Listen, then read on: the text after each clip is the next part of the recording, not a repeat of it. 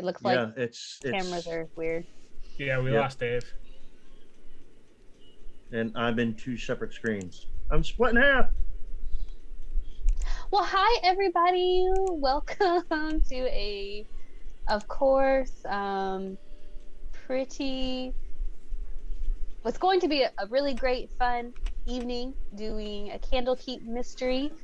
Hi, Cam, and everyone else who's already with us. Um, Thank you to Peter for hosting us, and thank you to all of my players who we can go ahead and start introducing because I know we have some new faces. It's going to be super great. So I'm going to start off with our new friend Mark. Mark, you want to introduce yourself and tell us little bit about the character you're playing, and tell us one. Tell me what your favorite cookie is. My favorite cookie? Yes, I don't eat desserts much, so cookie's not dessert. Cookie is a life force. uh I would have to probably go with those Girl Scout cookies there. They've got the coconut on them. Mm-hmm. I can't remember Oh, the name of them. I think they the begin with the Samoas. This, yeah, Samoas. There Samoa. you go. There you go. That's it. That would be a cookie, I guess. It is a cookie. My name is Mark. Sorry for the movements on the screen. I have a movement disorder, so I'm not you know getting electrocuted or something. Tonight I'm playing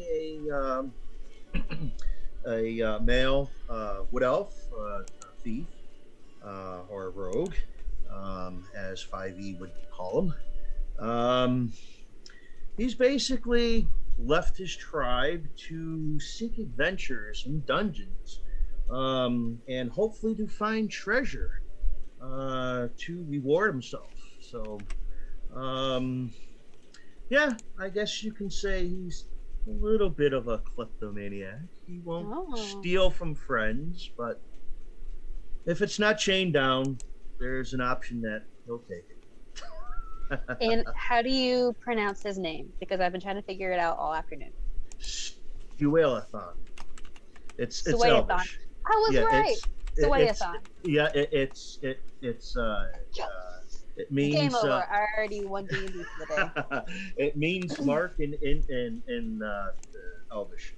Oh, very cool. Very cool. Very cool.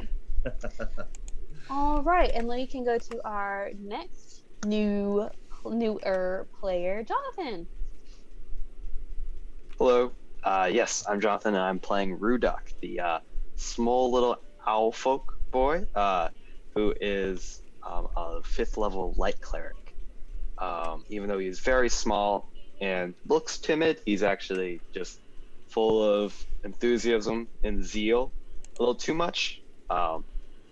That it was kind of uncomfortable for his founding sect, so he has been ousted, and he's on his own, looking to blow things up. And yeah, that's this whole thing.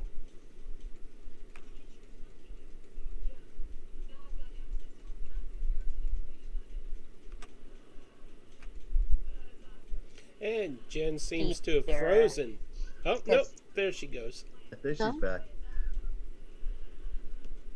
Who's next? Peter is. Ah, me and my big mouth. Were you just pointing at my picture? No, I was swiping through Oh, because okay. I had my video on Jonathan. I am Santa Clog. Santa Clang. Yeah. Clog would have been better, though. I am a Warforged fighter. I am here to bash things up in the name of joy and the spirit of giving. Smite. Oh, I need to know everyone's favorite cookies still. Oh, ha.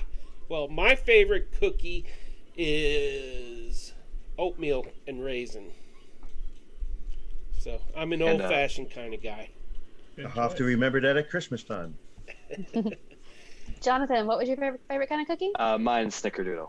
Same. My Awesome. boy. My boy. And while we wait for our last member, Jacob. Hi, I'm Oro. I am playing Comet. He is a fairy bard who was in the circus, got incredibly bored with that, and thought adventuring would be significantly more fun. So that's what he decided to do with his life. My favorite cookie is Snickerdoodle as well. Yes. Yes. See? Yum. Ooh, no macadamia. You didn't say See, macadamia either. I used to Macadamia is like pretty those, good. but not recently. Snickerdoodle and oatmeal. I get so irritated if somebody sends me sweets, whether it's brownies or cookies, and they have any kind of nut in it. I take it as a personal offense. So Good to know. don't do it. Yeah. So this might be a little bit conceited, but today is my birthday stream. My Happy birthday's on birthday. Saturday, Yay! but I'll be traveling. So I love that everyone took their time to come and celebrate me. And I got a present from Peter, and he said I had to open it up on screen. So here I am doing it. Ready, set, go. What is it?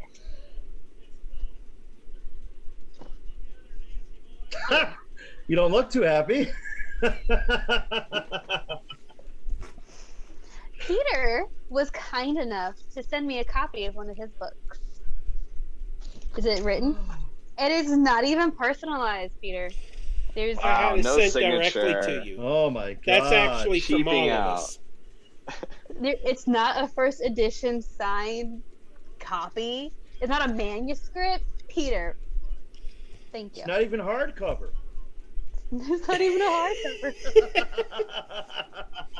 Not available in hardcover. Wait, did you have to buy your own book off of Amazon to send to me? I got the author discount, but yeah, I got it really cheap because you mean that much to me. I'm so happy. Well, thank you very much. I appreciate it. Greg's gonna laugh so hard when I Guarantee tell him you'll what you read said. that once you sit down to read it. You will read it within a day or so. Yeah, I'm sure that I will. So, no luck from David, huh? Well, I can add him soon as he logs on. Maybe his internet went out. Yeah, I'm sure. Cool. All right. Well, then we will just go ahead and jump in to our adventure. So it starts off with our hardworking adventurers finding themselves in the rare instance of having some downtime after a harrowing adventure in the city of Silvery Moon. As a token of their appreciation, the mayor of Silvery Moon has sent the party to a nearby temple and bathhouse in the high forest known as the Temple of the Restful Lily. While the mayor has never personally been, it is well known as a place of rest, relaxation, and rejuvenation to the wealthy and noble of the Sword Coast. You guys have been traveling through a fairly calm forest. You come upon a grand temple that consists of 3 buildings. The main bathhouse dominates the foreground with evidence of a shrine and a tower tucked far behind the main building. The sunshine filtering through the forest gives the grounds a soft, ethereal glow that instantly puts the party in higher spirits and makes their road-weary muscles relax. The party can see several other guests strolling around the grounds.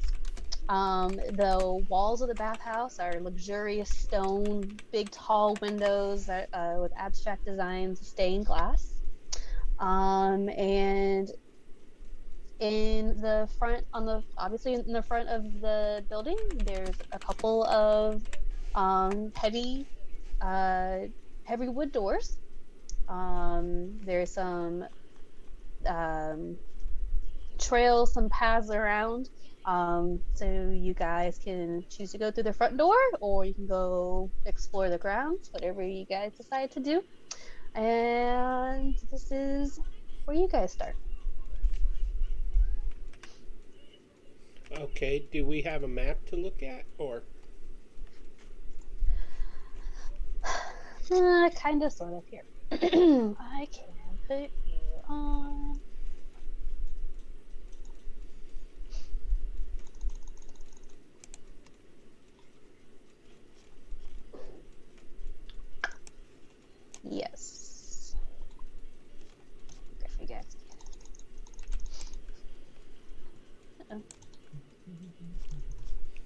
that is a big map. I don't know why it's not. Something about that page is messy. Sorry. So we'll just do it this way. Alright, so you guys are coming from.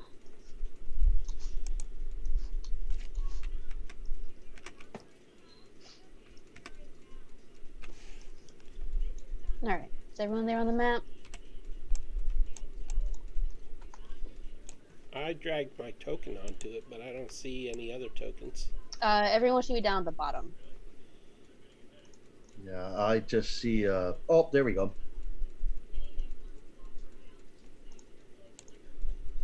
Yep. Everyone's there? Alright, cool. So then you guys should all be able to move around your own tokens. Oh, there. Spectacular. Perfect.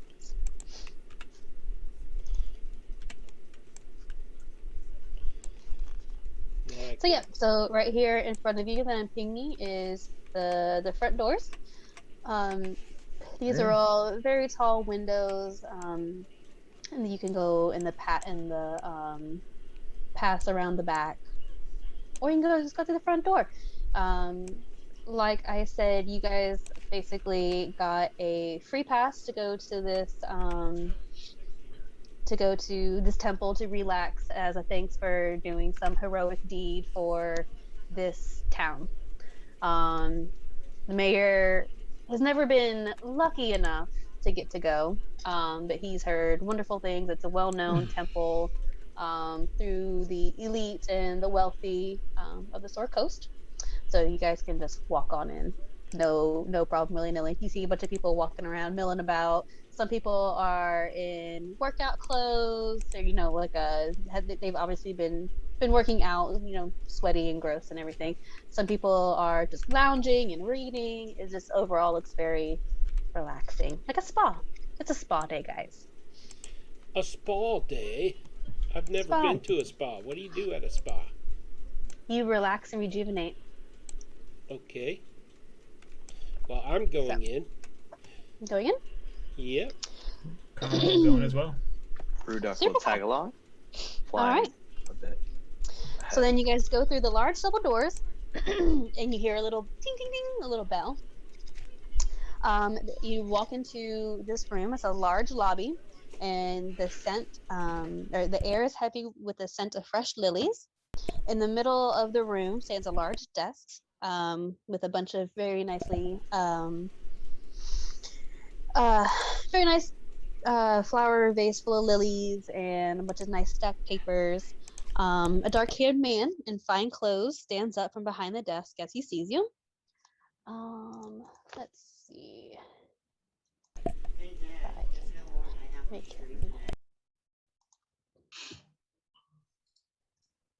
Oh, it's a man. It's not this. I guess the roll 20 is not very specific. So this man stands up and he welcomes you guys. He says, "Welcome, friends, to the Restful Lily.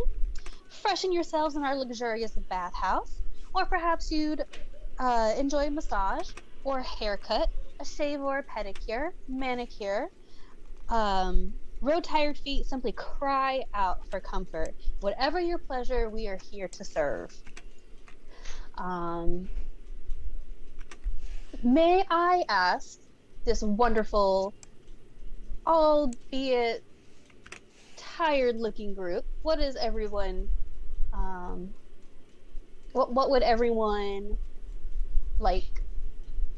We have, sorry, my brain just broke because my tongue doesn't want to work.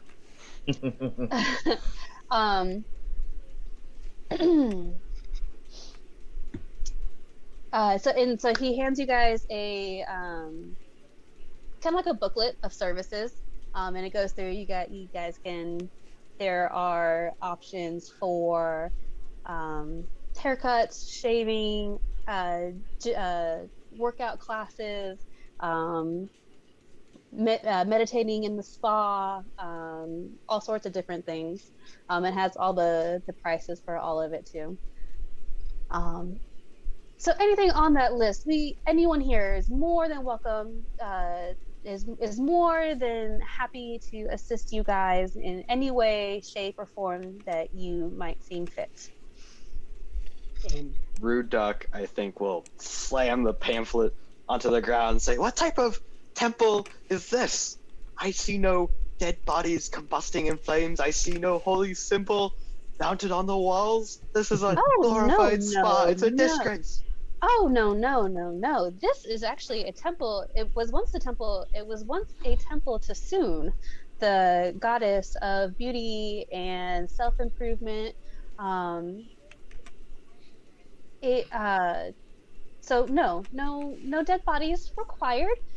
In fact, we have several guests who have come after battles to relax their battle weary bodies and their injuries.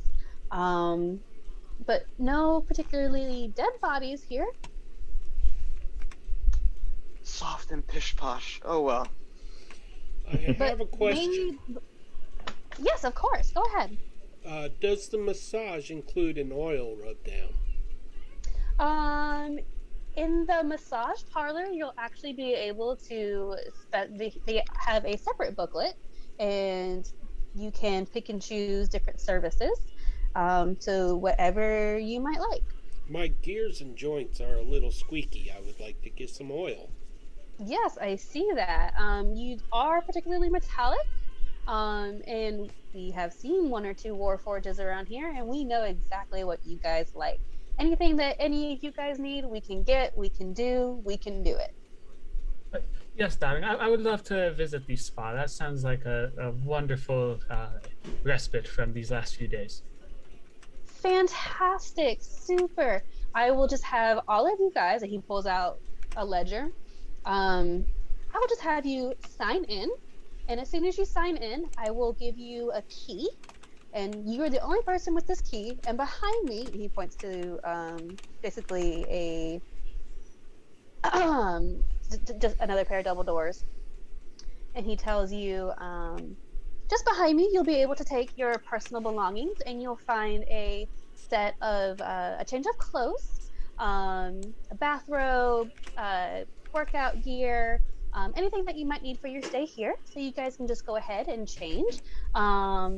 We like I said, you're the only one with this key, so everything is nice and safe. And feel free to put your belongings in there and relax for the evening.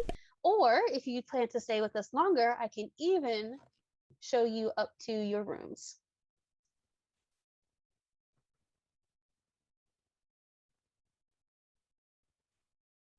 Did the mayor tell us how long we were able to stay?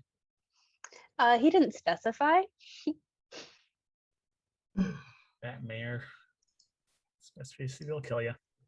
To our rooms then. Fantastic. So he'll just have you sign it in on the ledger. Anyone who wants to stay, go ahead and goes ahead and puts their name on, which I assume is everybody. Yep. Awesome. Then he will go ahead and give you each your own key, and he'll tell you to go ahead and go over to, he will instruct you to follow him back through here. And once you guys follow him, you guys can all change, put your items in these little, basically, locker rooms.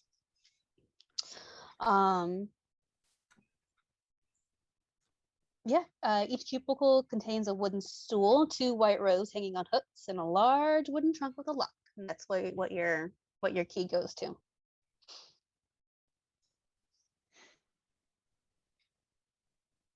Comet will put his stuff in his locker, and as he does, you'll hear him muttering about the boringness of the white robes, and this place is supposed to be fancy, and they have him just looking drab. And what does he look like? What does Comet look like when he comes out in his bathrobe? So he's a small creature. He's a fairy. He's got fairly long, very ostentatious bright orange hair.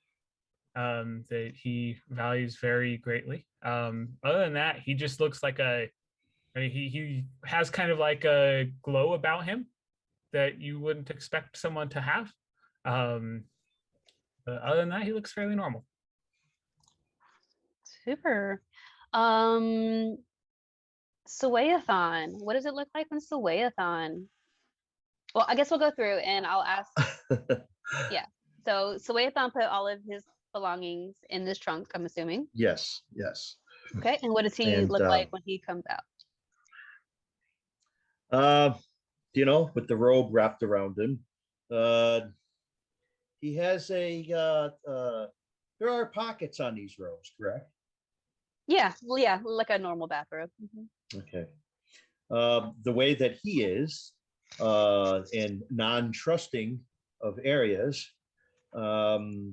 I keep a dagger in my robe pocket. So I guess you could probably tell that there might be a little bit of a bulge in the pocket. Otherwise, I have copperish red hair. My skin is like a copperish color, akin to the wood elf race. Otherwise, there's not too much, he's not the, bulkiest of elves. He looks more on the lighter side, but yeah, I would say that's about what he looks like when he comes out. Super cool. Let's see. Jonathan. Sure. What does Ruku look like? Rudok, Rudok, sorry, Ruku. yeah, Rudok, I think would he'd put most of his items, except he would keep his shield with his holy symbol of Kossuth. Just a small owl-sized disc along his strap to his back of the bathrobe, so he kind of looks like a, I don't know, spa warrior, just to kind of flaunt his Kossuth faith. And yeah, he still very much dislikes the softness, so he wants to kind of show I'm a true 3 foot tall warrior. Yes. And but yes, the rest of his items are safely tucked in his locker. Perfect. And Santa Clang. Santa Clang is a warforged. He is normally dressed in red and white robes with crosses embroidered on them. He removes them and puts on the white robes, and he still looks metallic, still looks red and green eyes. One eye's green, one eye's red. And he has an expression on his face marked on there with some paint, putting a smile where the mouth would be.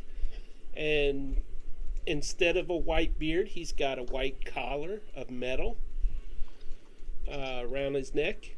And he comes out. He puts all his stuff into the trunk, but he puts his shield on his back before he puts on the white robe. And okay. He comes out and he says, "This is not Christmassy." Well, sir, but you look fabulous anyway. Anyways, he goes on to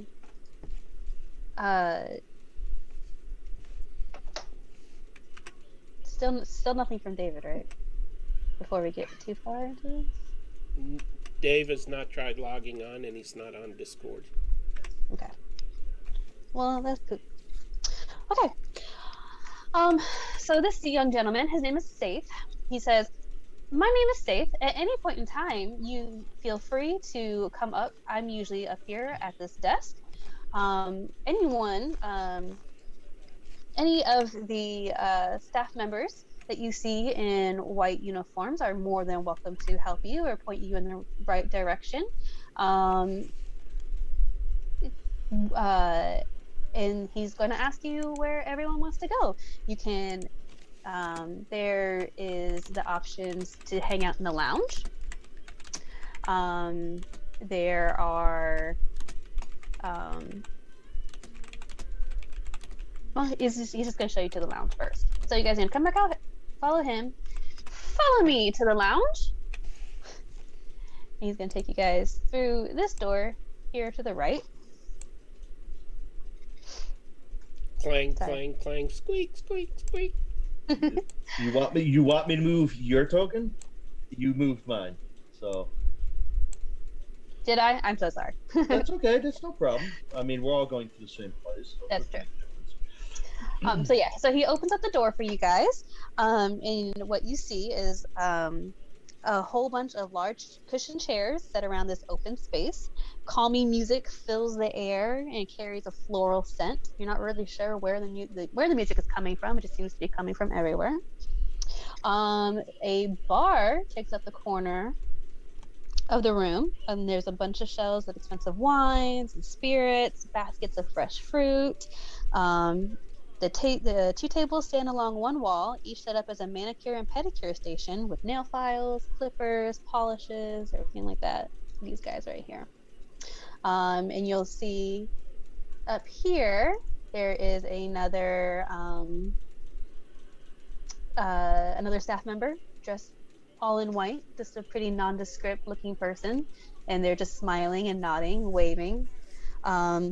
Safe tells you that you are more than welcome to hang out here in the lounge, get a manicure, pedicure, or as previously said, there are options for massages, taking a dip in the baths, exercise programs, anything that your heart desires. And he tells you that at sundown there will be a dinner prepared by none other than Green Song herself, who's one of the three sisters who own this establishment. And with that, he leaves you. Where did he go? Over here. He leaves you, and you guys are kind of welcome to explore, or if anyone has anything in particular that they are interested in doing. I'm gonna go and sit in this chair in the corner. That one? Okay. Anybody else? Yeah, so Comet will ask one of the people here directions to the baths, and that's where he will head. Before he leaves, he'll turn to everyone. Now remember, darlings, we are here to relax after all.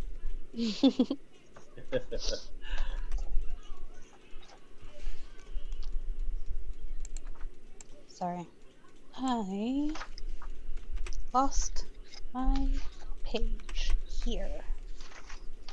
There's a stupid map.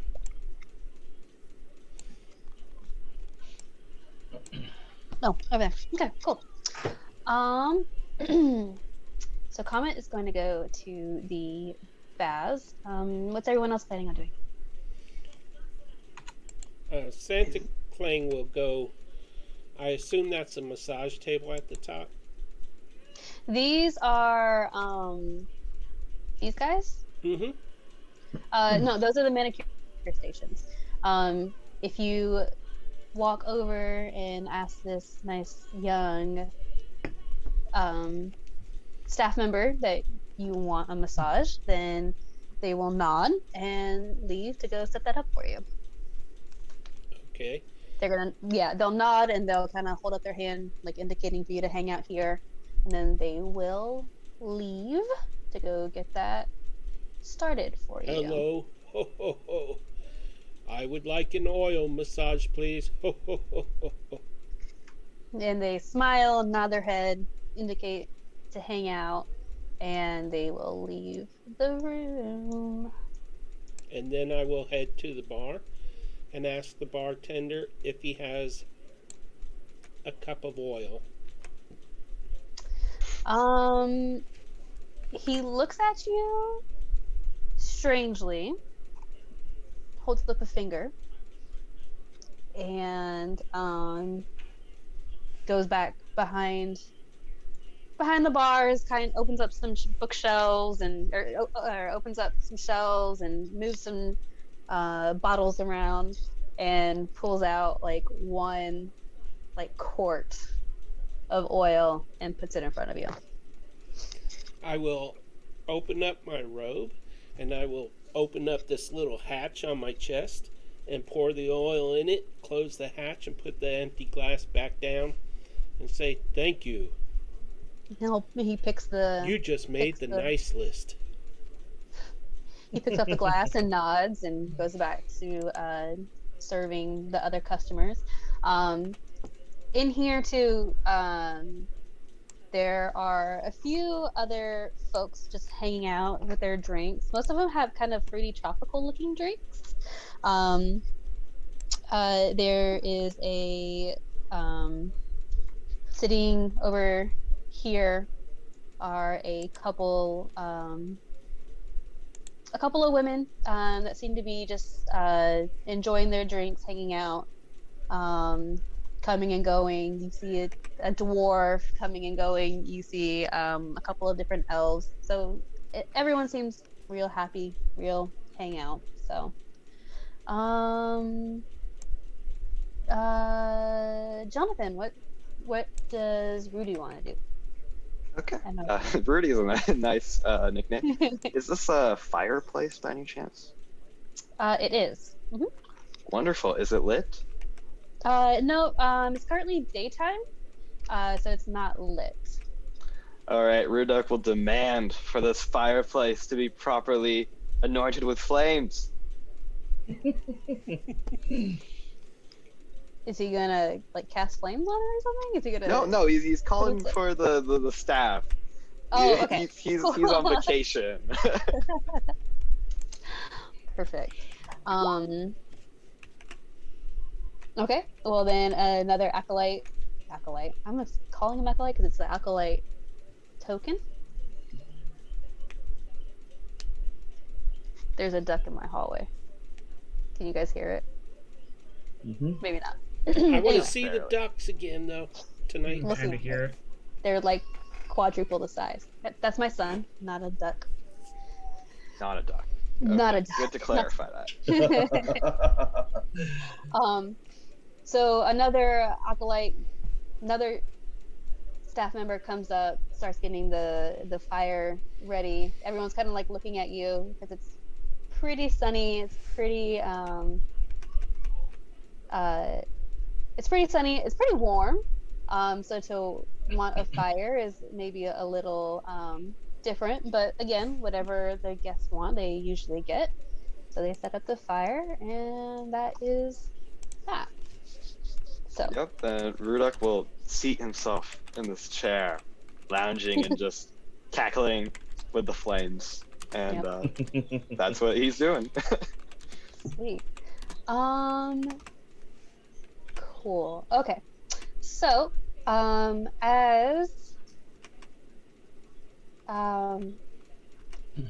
everyone has. So, Comet wanted to go to off to the bath. So, a staff member comes up and takes. Is anyone else going to the bath with Comet? No. Okay. Well, then the staff member is going to come up and come to Comet and indicate for you to follow them. And as soon as you get to the doors that are leading back out to the lobby, you actually hear a scream. So you guys are coming this way, heading down the hallway past the locker rooms. You actually hear a scream come from the inside of the doors that you are heading towards. And you guys see a couple of halflings run out. They're obviously wet. They were obviously in the baths. And as they're coming out, they're trying to get their robes back on and everything. and they are yelling at Safe, who's back over here. They're saying, "That thing is back. That thing is back. I don't want to deal with this anymore. You need to do something about that thing in there."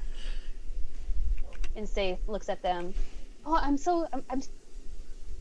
keep trying to we keep getting rid of it, and it keeps coming back." Um, and he's gonna look at Comet, who just came in.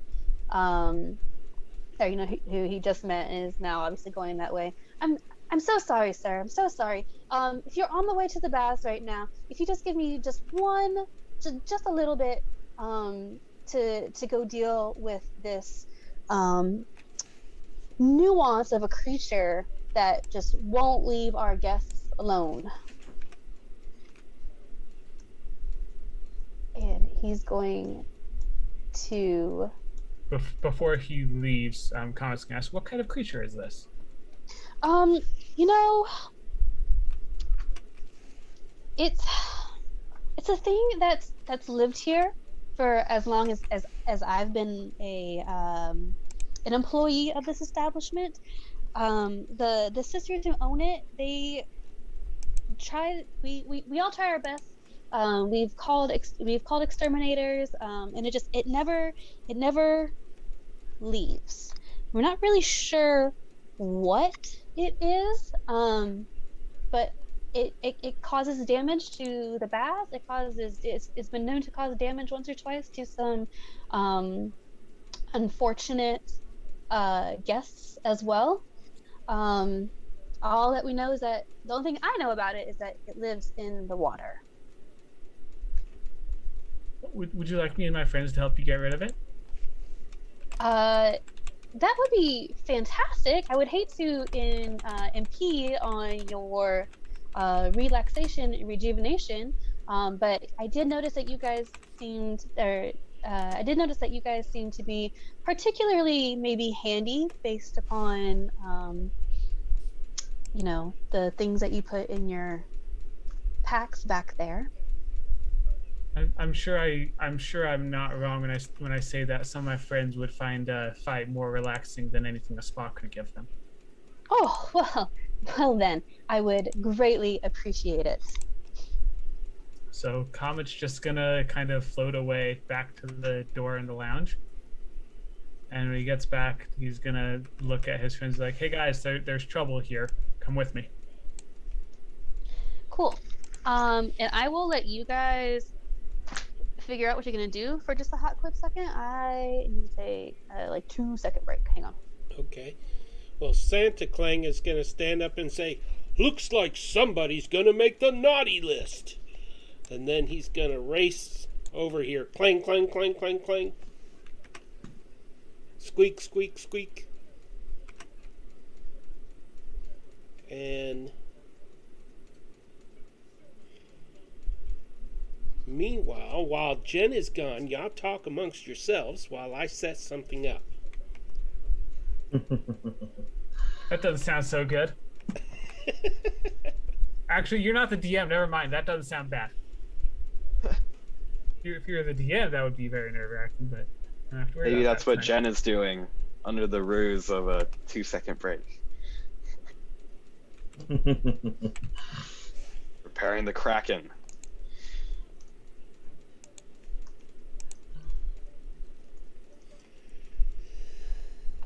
I suppose it'll take too long to re-equip our armor, so. Well, that's what Comet's gonna do. Yeah, that bath creature can wait 10 minutes. It's not going anywhere, probably. Probably If it's been not. here forever, I don't think it's going to go anywhere.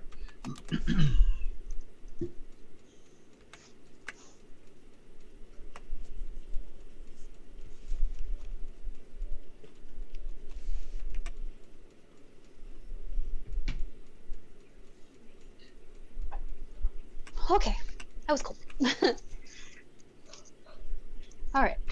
So, Comet, were you successful in getting your crew to assist you? Seems like so. Okay. All right. So this group of robed adventurers starts making your way back down the hallway, following Safe.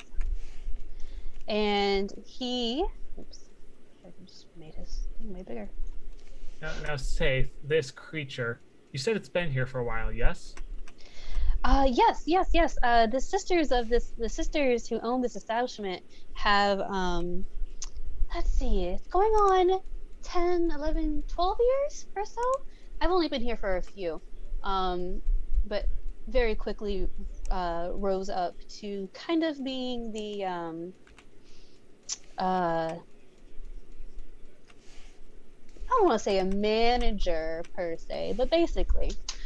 Um, and just as that happens, or just as he says that, you guys see. Is she on here? A.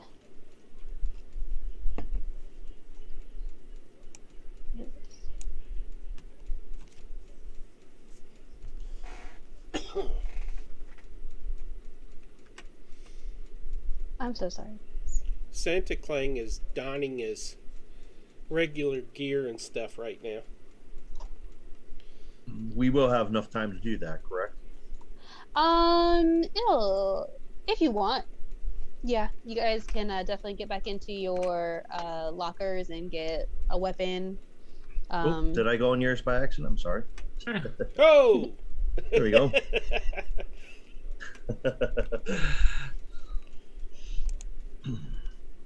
Trying to see if her picture is here.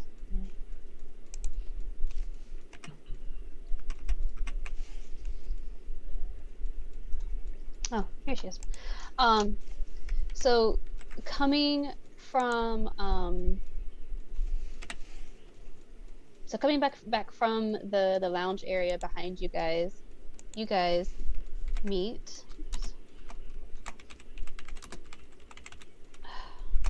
Get over here. This lovely creature comes following out behind you guys. And Saith goes, "Oh, actually, speaking of, may I introduce you to the Lady Morgana. And she is a moon elf with smooth black hair and sparkling sapphire eyes.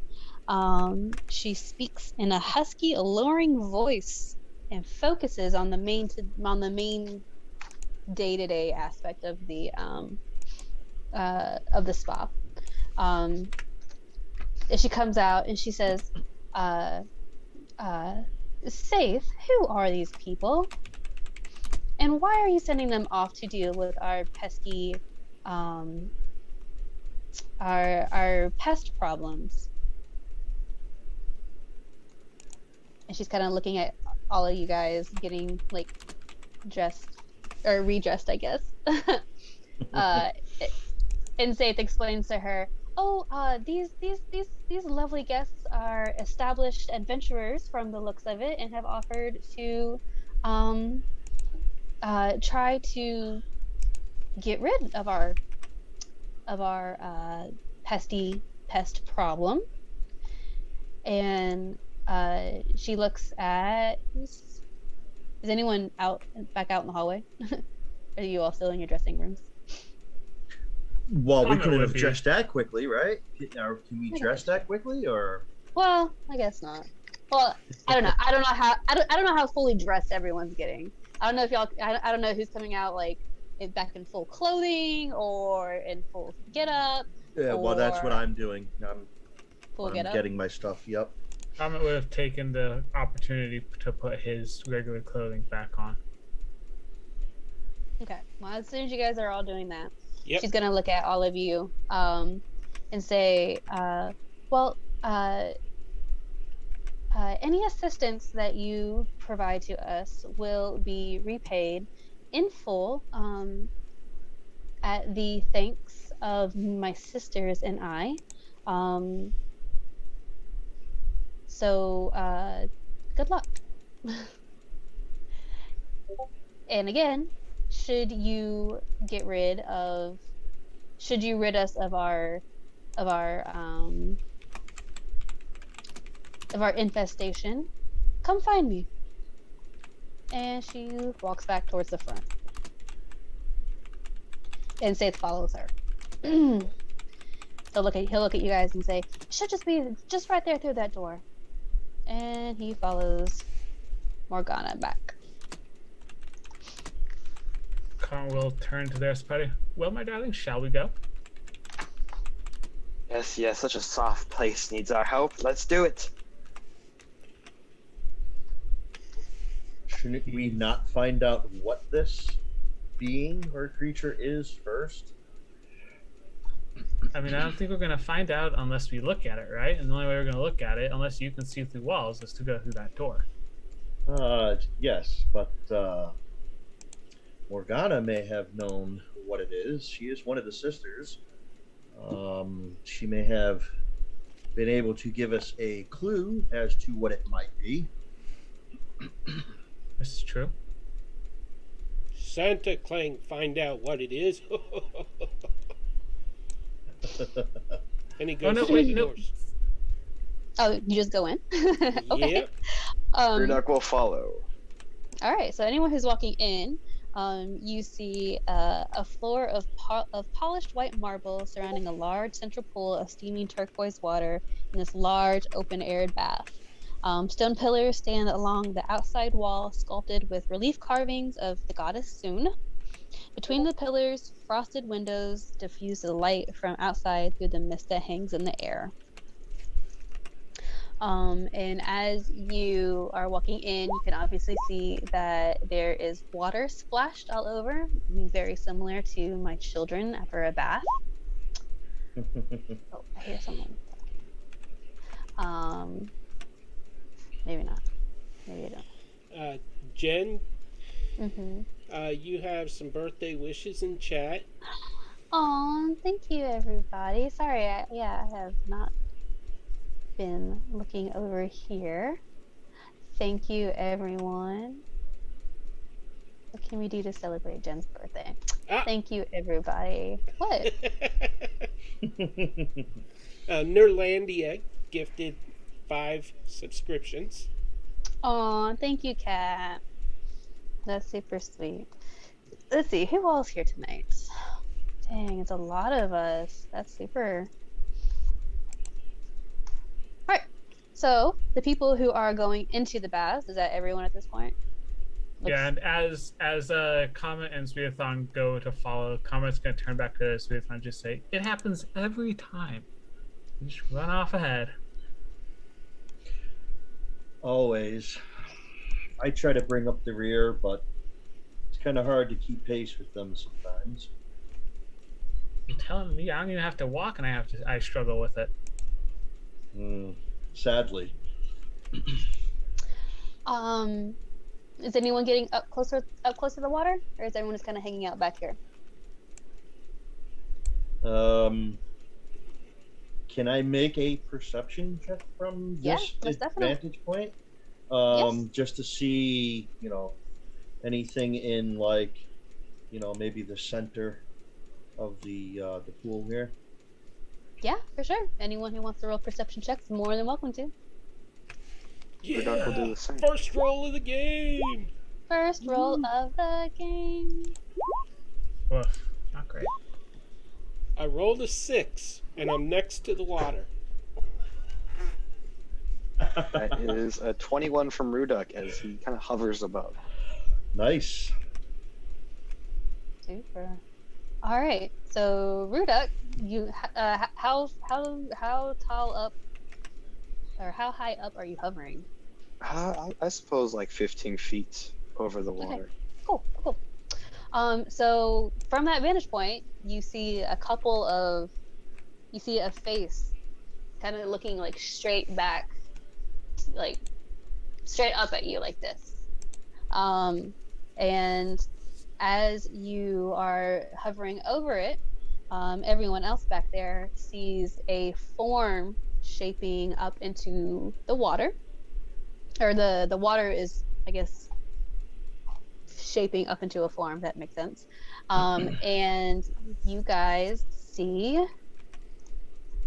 this.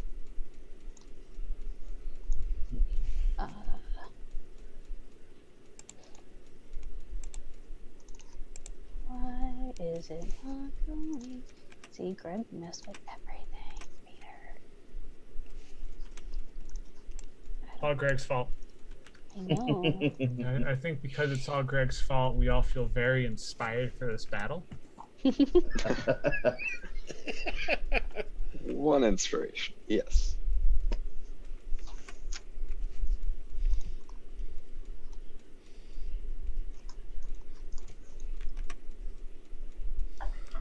There we go. I'm already rusty. This isn't good. So that is that's general tokenisms. This is stupid background, stupid virtual background. Show the page, whatever. Good. Ugh. Annoying. Because I want to show you because she's so pretty. Put it in front of you. Put it in front of you, probably. Nope, still won't work. Oh my god. An angle. I mean, kind of. Well, we kind of see it. We can kind of see her. A little bit. A water nymph. Anyone who wants to roll me a nature check. I'll roll it, but I won't roll well. I think the same. Neither for will myself. I, probably. Yeah, I did not roll Oh, well. I rolled a 19. Ooh, Wonderful. ooh. Super. So you would know that this is a naiad. Oops. It's a fae creature, basically a water nymph. Yeah, I wouldn't. And you know that 6. typically they are not particularly they're typically they're not necessarily not friendly, but they're generally peaceful unless you do something to upset them. So my first instinct is to attack her. That would not be a good idea. You tell me, what does No, Santa that Clang would not. do? What does Santa Clang do? WWSCD. Because as of right now, you just saw this shape of a water creature. He will come up. stand up tall and say, "What do you want for Christmas?"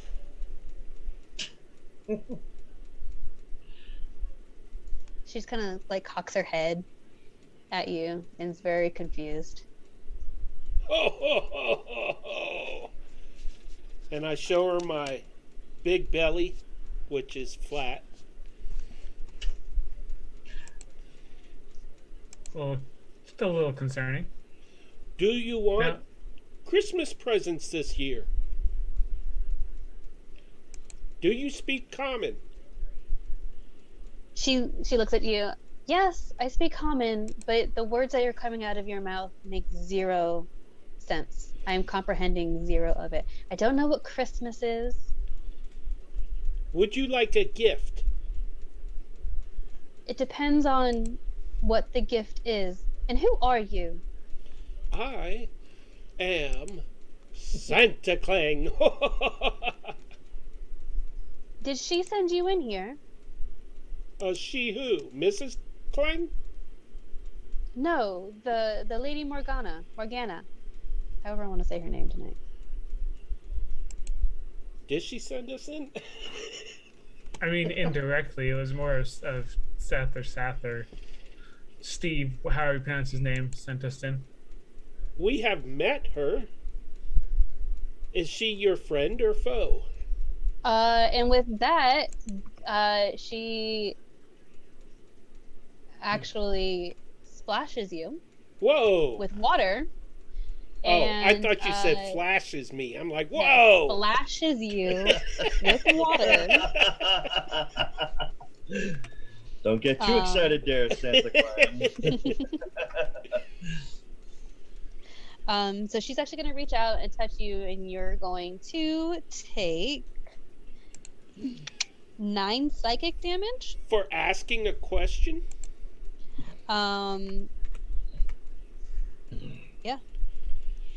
She doesn't like to be disturbed, obviously. So you're gonna take 9 psychic damage, and then Oh, I forgot. Greg sets these up differently. what? What is the red circle for? Is that passive perception? Yes.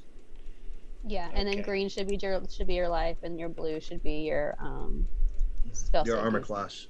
Yeah. AC. Oh, yeah. Yeah, blue's AC.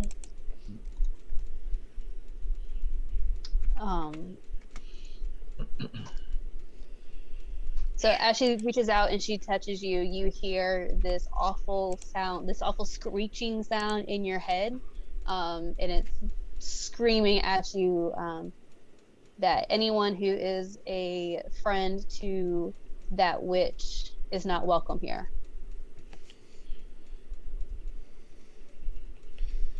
And then you take 9 points of psychic damage. Ow. That wasn't very nice. I don't know her well enough to call her friend or call her foe. Somebody help me. That hurt. Don't heal me. Yeah, and with that,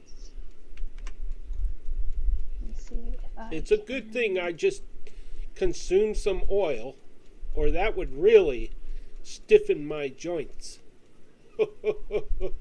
Santa blessed me. Does that work?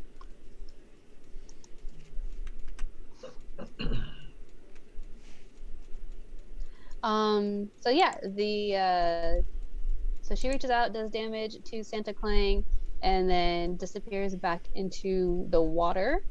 I'm going to go ahead and set up an initiative. Maybe it's not wanting to go. Why does it not want to go? Hang on, fix something.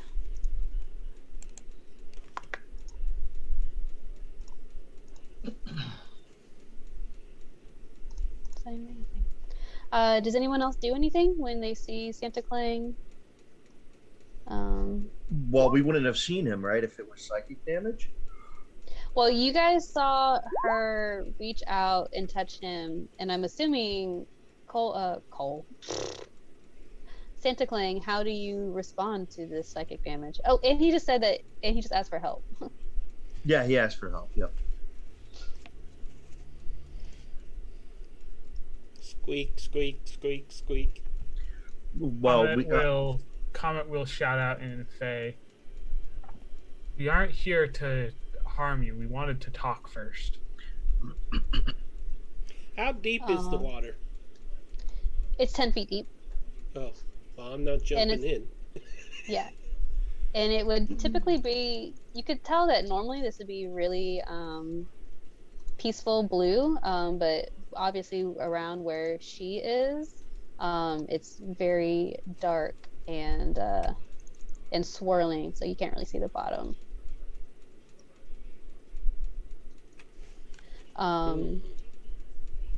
Comment, are you still back there by the door when you're telling her this? Yeah.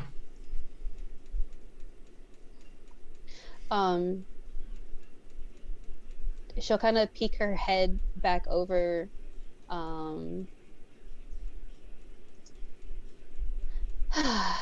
sorry, I'm trying to get this stupid initiative to work. Why isn't it?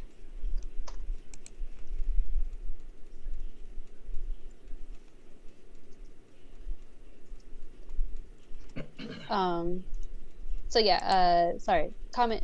She'll kind of poke her head back out, and she's looking at Santa Clang, and looking at you, and you have her attention for just a moment. So if you want to roll me a persuasion check. Persuasion or perception? Persuasion, if he wants to try to convince her that she's not a... That's for Comet, right? Because I believe Comet was the one who said that. Yep. Yeah, That's a Comet, 19. Yeah. Awesome. Nice. Cool. So then her body comes back up out of the water, And she's still standing away from Santa Clang, but she looks at Comet, and she's saying, she's gonna come back over here. She looks at Comet. Well, if you're not with her, then what are you doing in my bath? We just heard that something was terrorizing here, and we decided, being the good people that we are, that we would investigate, see what we could do to help. But never did we say that we would fight nor harm you. She never sends anyone in here to ever help me. I don't even know why that witch is still here. I don't know what that witch has done to the people around here, but somehow I'm always the bad guy. She was not the one that asked us. We're talking in Fae. Oh, okay. Sorry. I'm just saying that because that's how I initiated the response. So if you speak Fae. No. Now you called her a witch. What do you mean by that? She and her sisters, and she's saying all of this very, she's obviously very upset, very irritated. Her and her so-called sisters, they stole this temple from my very dear friend Silvery, who built all of this. I don't know what they've done with her or where she's been. But I am tied to this pool, so I have been unable to search for her myself. It has been a long 10 years since I've seen Silvery, but I've seen Morgana and her sisters do terrible things to the guests here. What sort of thing? Oh, you're talking in Fae? Yeah. Yeah. I don't even know if I have Fae. Nope. It's all yours. Does Ruduk speak Fae as an owl person? I have Sylvan, if that counts. I think that's what it is. Sylvan Yeah. Fae. Yeah. Oh, yes, wonderful. I guess Rudok would Yes. interject that I Wait never a liked second. this. Okay. For whatever reason, I picked Celestial instead of Fae, so we are talking in common. My bad. It's one of my other characters that speaks Fae, apparently. So this is all in common. So y'all can understand it. Okay. Cool. I'm a fairy who doesn't speak Fae. Don't know how that works. You didn't pick it. Spend too much time in the circus, I guess. Figure out how to talk. Yeah. So may I have interjected that question then? Yes. That I wanted Yeah. to ask before? Yeah, That yeah, most well, definitely. Go not ahead. ask, but to tell her that Morgana, is that her name, or Morgana? Yes. Morgana Morgana. was not the one who asked us to come in here. One of the servants said that there was a problem, a pest problem, and she noticed that She would call me a pest. They would call me a pest. yes, and she knew that we were adventure types, and to see if we could help them with their problem. So we came in to see what the problem was. We never agreed to fight you. We wanted to find out who you were. But now there's two stories here. There's your story, and there is the sister's story. So now we have to find out who is telling the truth. Swayathon, you can go ahead and roll a persuasion check with advantage, please. Okay.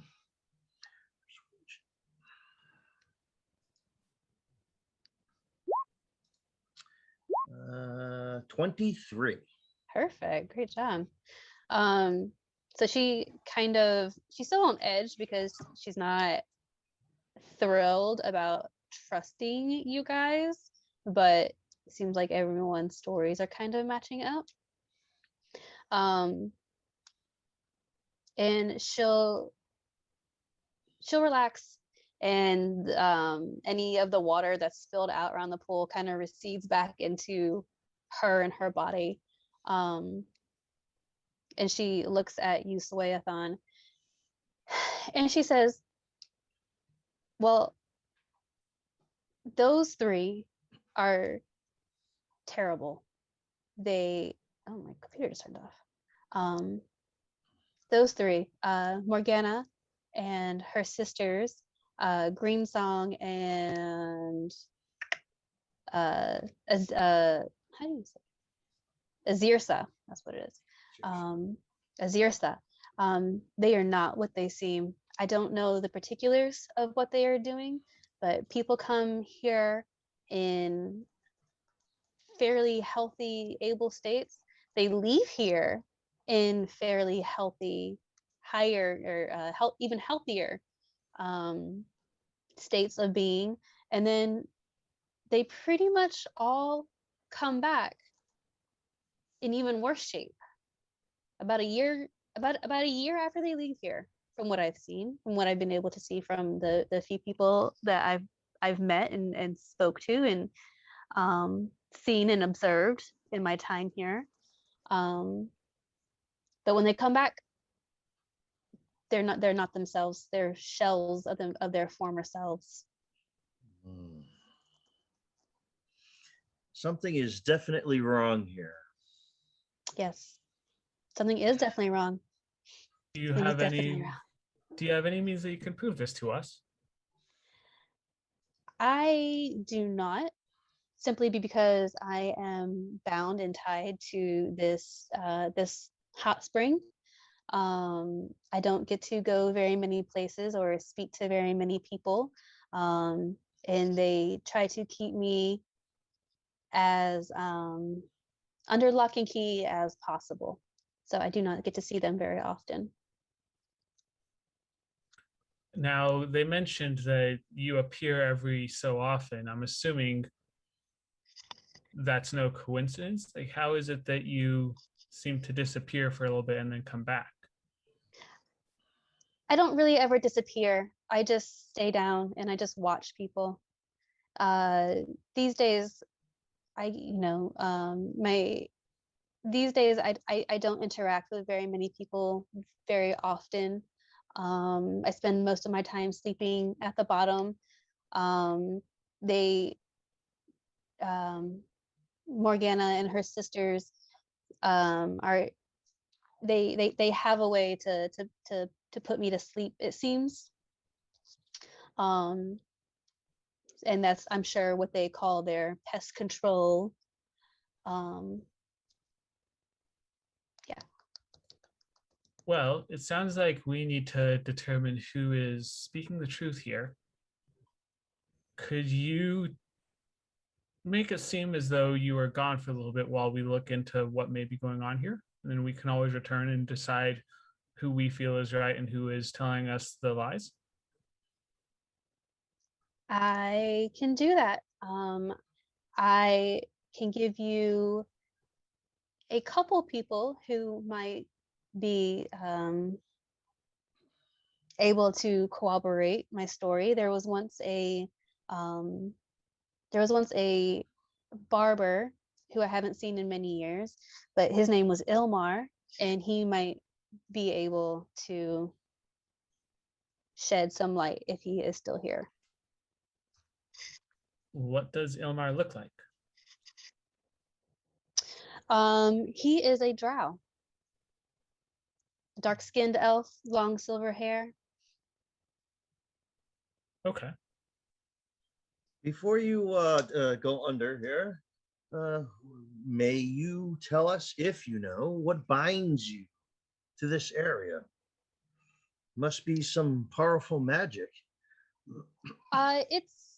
It's not so much a powerful magic. It's my magic. Just very similar to dryads and being connected to the trees. I just happen to be connected to this naturally occurring hot spring. Okay. And when my friend Silvery wanted to build a temple to her goddess of Soon, she found me, and she found my spring and built this temple around me and my spring. And she allowed me to stay here, and I offered healing and relaxation to other temple members. But I haven't seen her in 10 years, and I miss her dearly. You said you offered healing? Yes. These and she goes on to explain. Sorry, yours. Could you heal the wound that you gave I me? was gonna. It would do a great deal to further your story that you're not a foe if you healed my friend back. I personally do not do the healing. It's the waters. And you have to spend 1 hour in the water. But I do apologize. The Tin Man I will accept rust. your apology.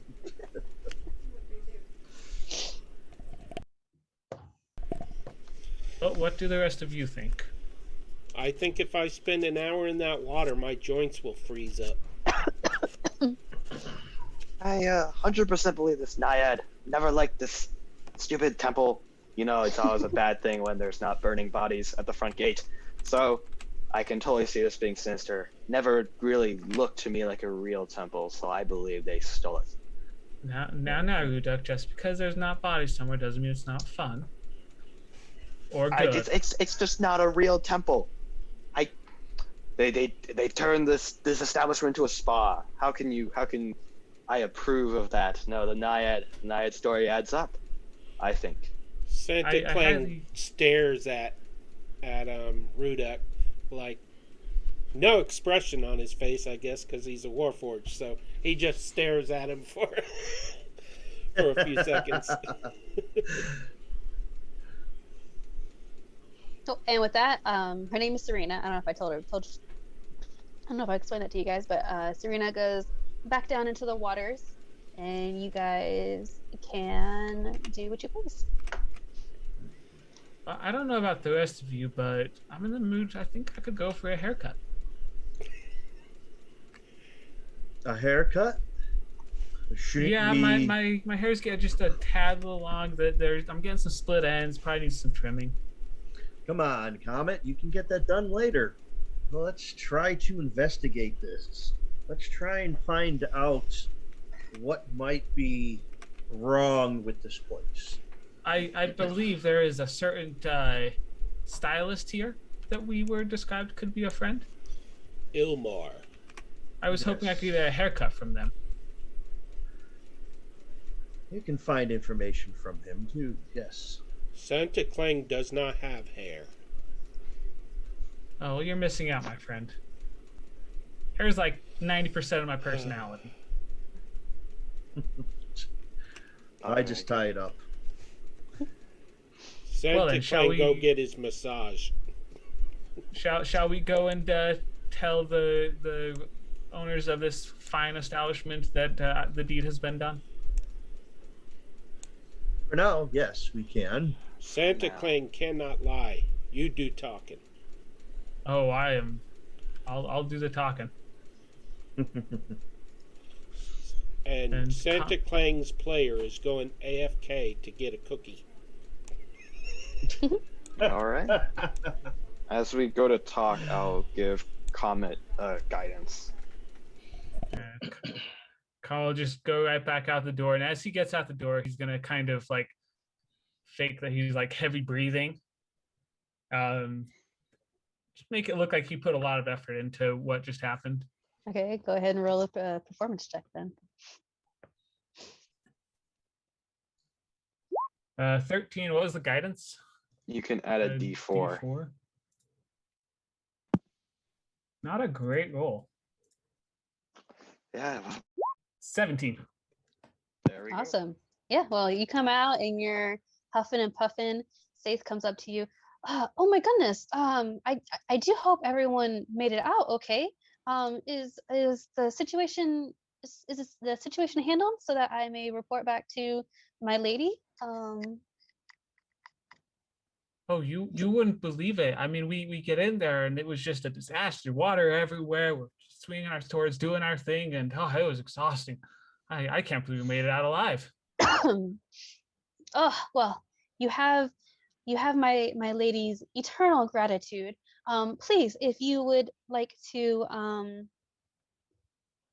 again change back into your relaxation uniforms, we can continue on with any other treatments that you lovely heroic adventurers might enjoy today.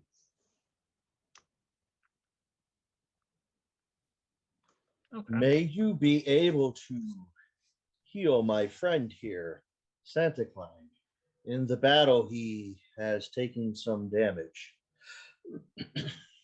Oh yes, most assuredly. If you would like to go, he looks at Santa Clang. If I may direct you towards the lounge, and I will send my lady in to perform some healing on you. Complimentary, of course.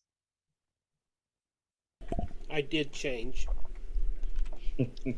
Did anybody else change back into their robes and everything? But no, I'm not changing back. Yeah, Comet's not going to change. He did not like that robe. I have my shield under my robe, and I tucked a Santa sword under my arm, so.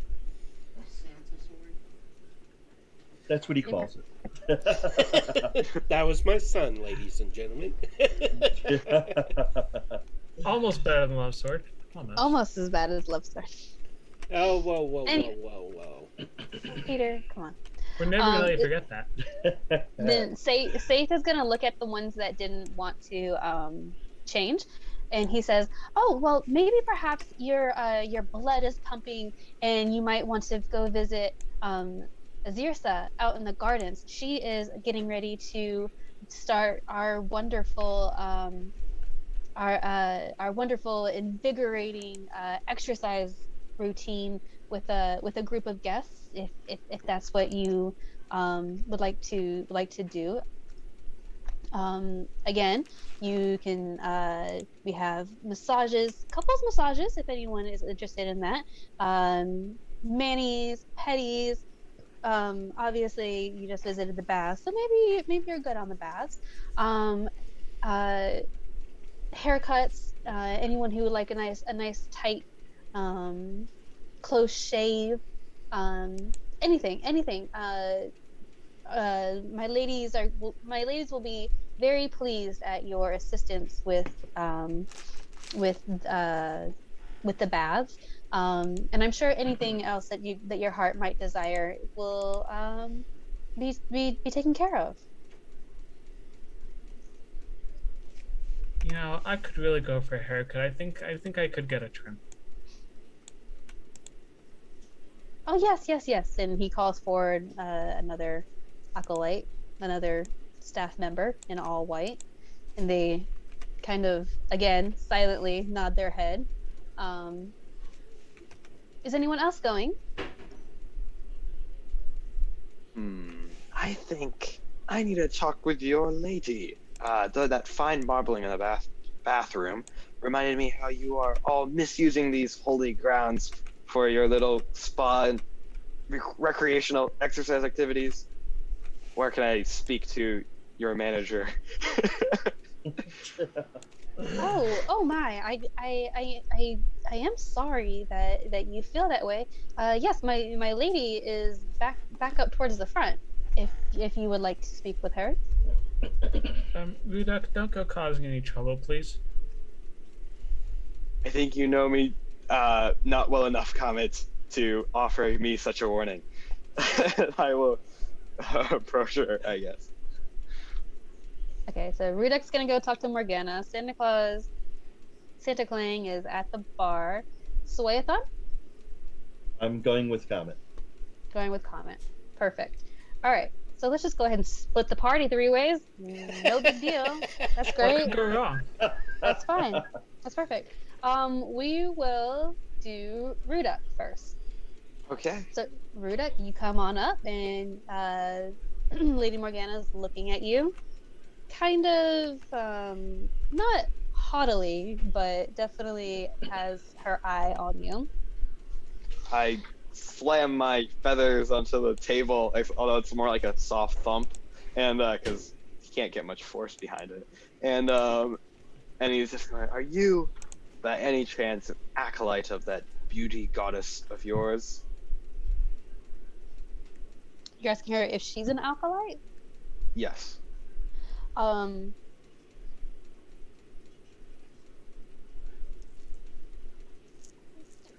she tells you, I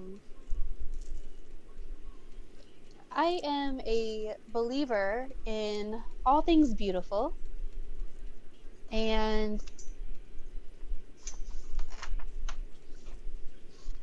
um, and that is why my sisters and I took over this establishment, and So you're worked we worked to build it up higher um, to a higher clientele, if you will. so you're not even a follower of this faith, and yet you find yourself in charge of a temple. Funny how things work out. And I just can't fathom what type of so-called followers would simply hand themselves into the management of someone who will turn this place into a spot. What happened to the previous owners of this place? Oh, you mean the one who built this establishment? I believe her name was Silvery. I'm not entirely sure what happened to her. When my sisters and I came across this in the forest, it was abandoned.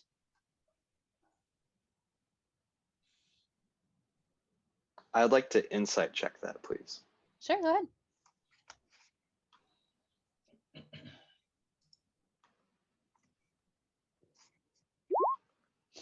Whoa. That is a nat 20, 28. Okay. So you definitely she has a fairly cold face. But you do see a little tick in her eyebrow. And not so much at what she's saying, but more at um she's interested in your line of questioning. Hmm. It feels Hired as if client. you are accusing us, my sisters and I, of something. You need to understand me here. I am perhaps the most zealous, the most dedicated follower of my Lord Kossuth, the godly flame. It would do no greater pleasure than to burn all the competing faiths down to the ground. But anyhow, I just cannot stand for this so-called temple, abandoned or not, and seen it turn into just a little jungle gym of back rubs and oil pats. I just cannot stand. And yes, well, to be honest, I am a little peeved that you claim to be not even a follower of your faith and somehow turn this place into what it has become. So it's not an accusation, it is merely an observation. Do you deny it, that you have turned this holy place into bathhouses? I do not think it is sacrilege. Our Lady soon teaches us to that Our Lady soon teaches that our bodies are temples, and in order to be as in tune with our bodies, we must take care of our bodies, and that is what we offer here. If you are interested, I can show you a special treatment that very few very few of our guests here, but very few of our guests here ever are lucky enough to receive. But in light of your assistance with the bath situation, I would be more than happy to show you and perform for you myself this this special treatment. Okay, so knowing from what, PG-13. sorry, what was the Naiad's name? The Dryad's name was Syria. Syria. So knowing that Syria has told me about like some clients being totally messed up, I'd like to insight this to see if perhaps this is by any chance like an underlying threat that she is giving me, or like Okay. if there is, something more to this supposed special treatment. Go ahead. Yeah, for sure. Dirty 20. Almost got Yeah, almost. another one, but yeah, dirty 20. Super cool. So yeah, she's not lying that she has a special treatment for you. But given what the Naiad has told you and kind of what you picked up from your first else.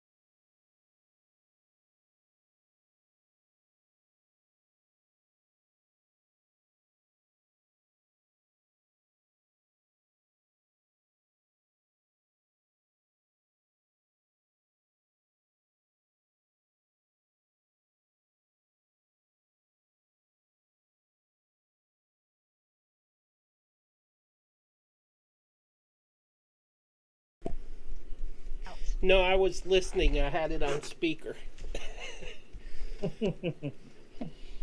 Well, you're at the bar and you have a server with a drink on it. Okay. I'll ask what is in the drink. And the staff member, the server, just smiles and tries to give it to you. What color is the drink? It's red. I'll take the drink in my hands and I'll say thank you. And they smile and they tuck their tray back in and they go off and back about their business. Okay.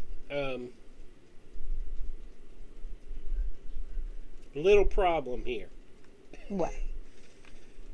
I don't have a mouth. Okay, well, My then- mouth is fake. It's painted on. Okay, well, if you want to ingest it, how do you ingest things? I guess I put it in. I'll open my white robe again. Apologize to the bartender for flashing her. And I'll open that little hatch and I'll pour the drink in there and close the hatch and put the glass on the bar surface again. And I'll go, Okay. ho, ho, ho, ho, I hope that works. And you heal back up to full health. Ooh, I feel much better. I need more cookies. And so as you finish off your drink, you see Ruduk come back inside, and he goes and sits over by the fireplace. Do you go join him? Do you do anything else? Either of you? I'll stay at the bar. Okay. And that's all I'll be doing for now. Yeah, and Rudok's too engrossed in the flames. Okay. All right. So then we'll go ahead and we will switch over to Swayathon and Comet, who are who indicate for this or the staff member indicates for you to follow them. And they go through the lounge and through these doors.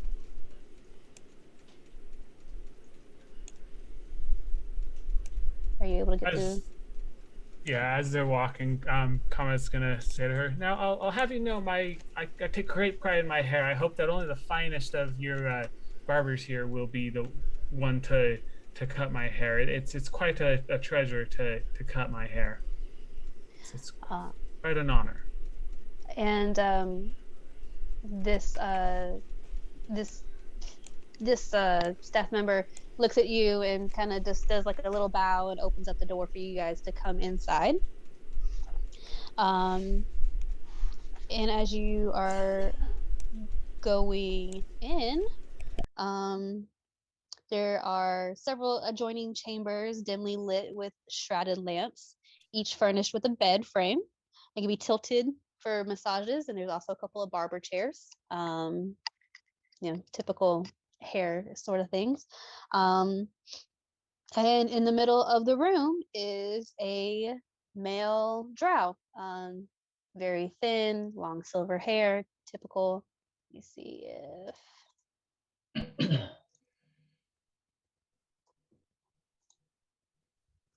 there we go. Not evil looking. Again, this is just the Roll20 module. He's done up also in white clothes, very spa attire, silver hair braided back, intricate braids, very clean shaven.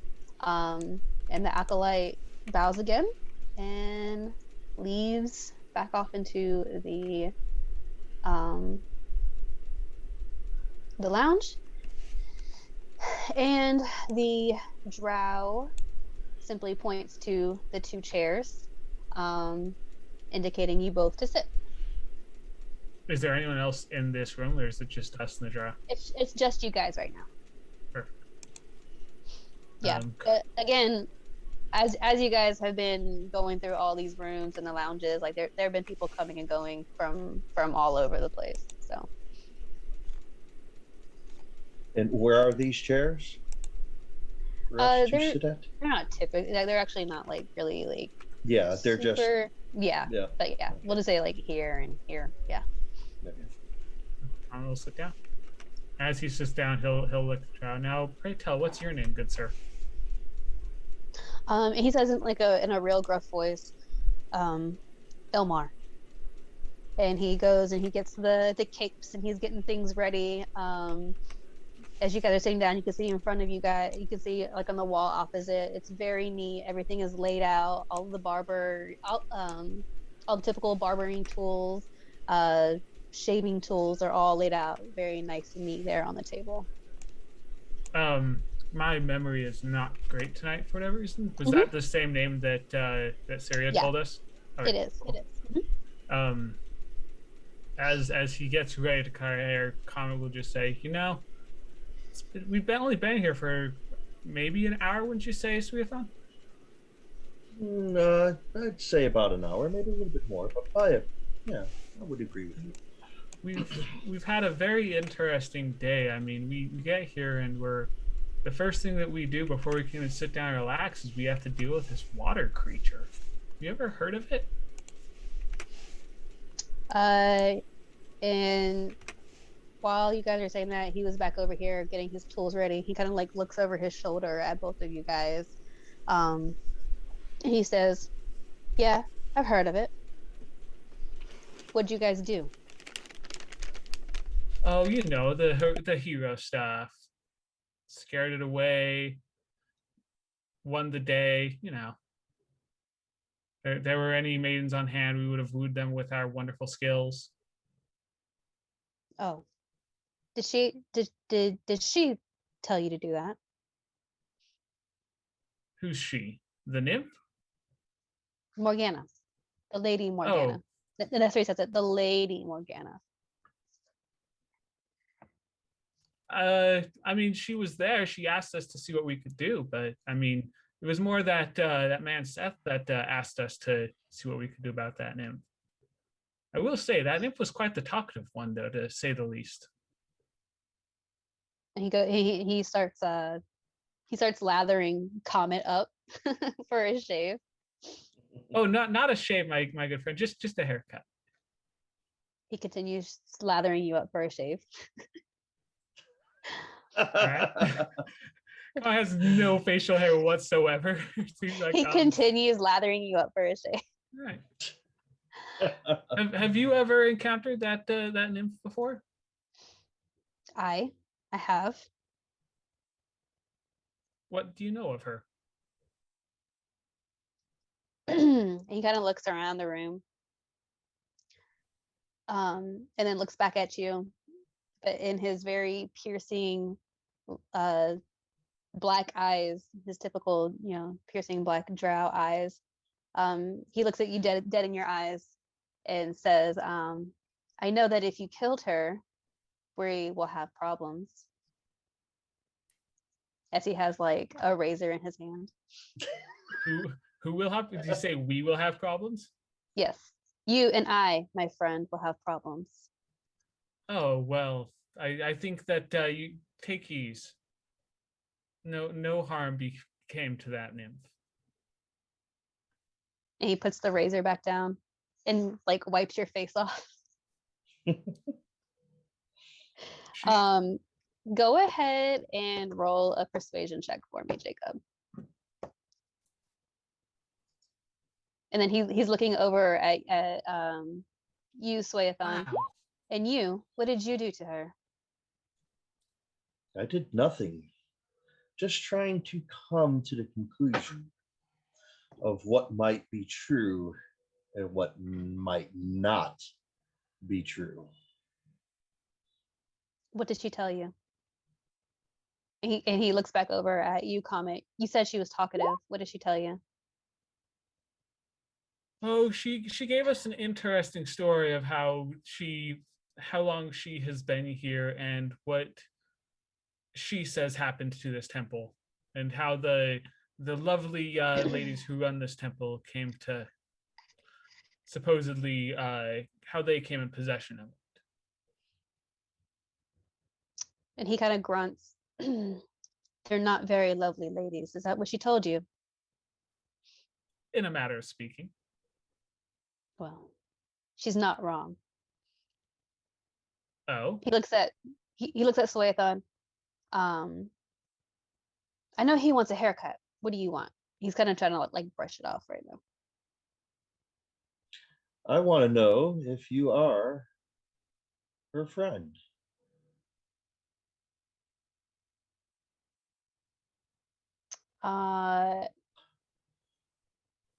He just kind of looks at you.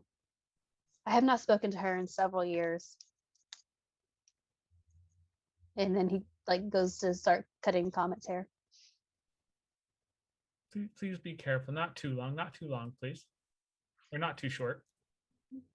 What to say? Not too long. Okay, buzz. Oh no. Well, maybe you can tell me one thing. He looks at you and raises an eyebrow. What happened to Silver? He puts the scissors down. You see him take a deep breath. Nobody knows exactly what happened to Silvery.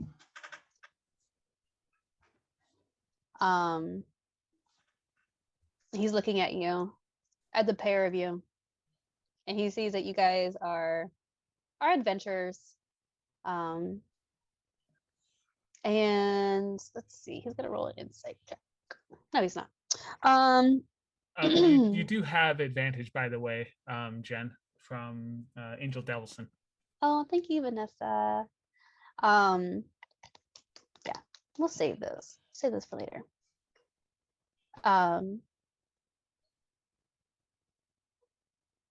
She yes, also cheered for you. Yay. So Ilmar looks at both of you. Yes. Sierra and Silver and I actually were all very close at one point. He kind of like sits down, he looks at you guys. I'm actually not a stylist of any sort. And I need to know if you can be trusted with what I think is happening here. We're trying to figure out what's happening here too. So the more trust you give us, the more trust we'll give you in deciding who is actually who they say they are. Well, if you've met Morgana or Azirsa or Greensong, then those are the ones who are not what they say they are. Is there anything you can give us, any information that we can find that proves this? Because right now, you as two independent people here, we arrive into this temple and we're being told by two different people that nobody is who they say they are. And how do we know who to trust? Well, as far as I know, these three are not what they say. They seem to have a very strong magical presence around them. They have a very strong pull over the staff. I've seen them take guests and members to their tower that once belonged to Silver, and they haven't been seen again. I suspect that they had something to do with Silver's disappearance, but I can't prove it, and that's what I'm here to do. I'm here to find her. Silver visited me not very long ago in a dream, and I strongly believe she's still alive here somewhere. Well, if that's the case, we'd very much like to see her as well and do all we can to help her. If what you say is true, then yes, there is definitely something afoul afoot here. I think everything is happening up in their towers. I have not been able to get there myself, as it's kept under lock and key, and they keep me very busy with guests all hours of the day and night. And they have several spies throughout the staff members. So it's very hard to figure out who to trust. Understandable. Figuring out who to trust is often the hardest part. Which seems to be where you guys find yourself. He goes on to tell you that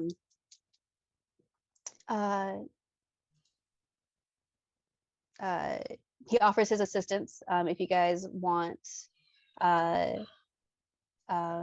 He says, I will help you in any way that I can. If you are able, I can cause a distraction and get you guys up into the, while you guys go and search the tower. Or I can offer you any assistance that I might be able to. Do you know anything about the protection around the tower? I do not. I know at the bottom is a lock and key that is difficult to get into. There's usually several of their white zombies hanging about.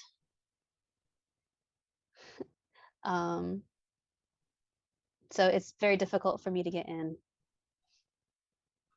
But I assume that I assume it's magical. Everything about them is magical. Well, if it was a normal lock here, I think my friend here would enjoy it way too much. I love a challenge.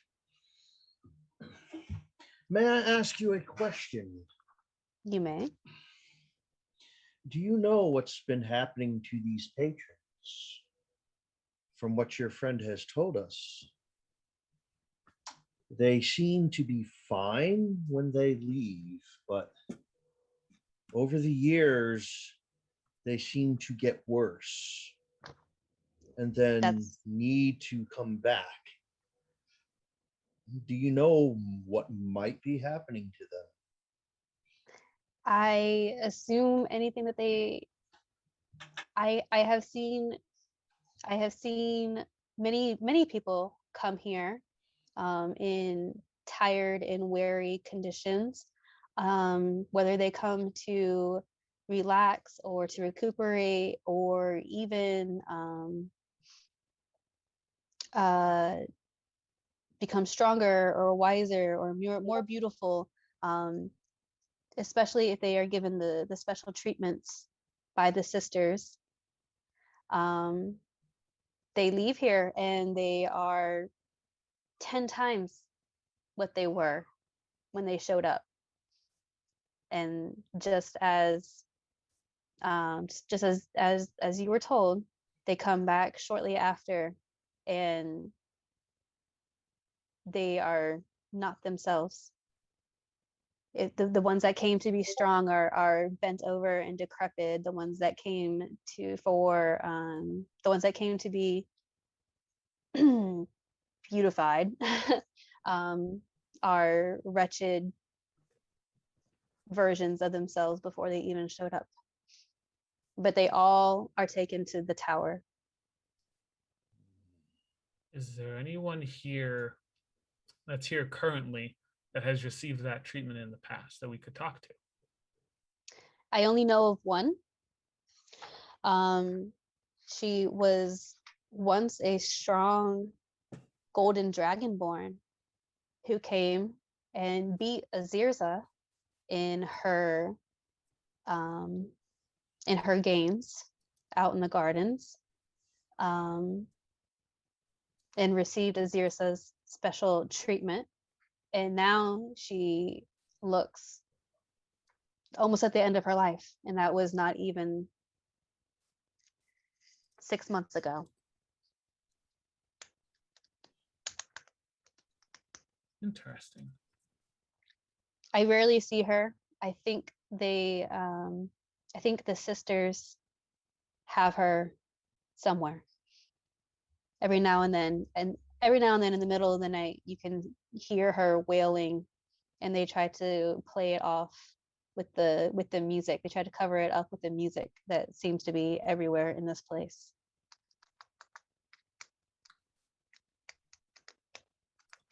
Where do those sounds come from? From the tower.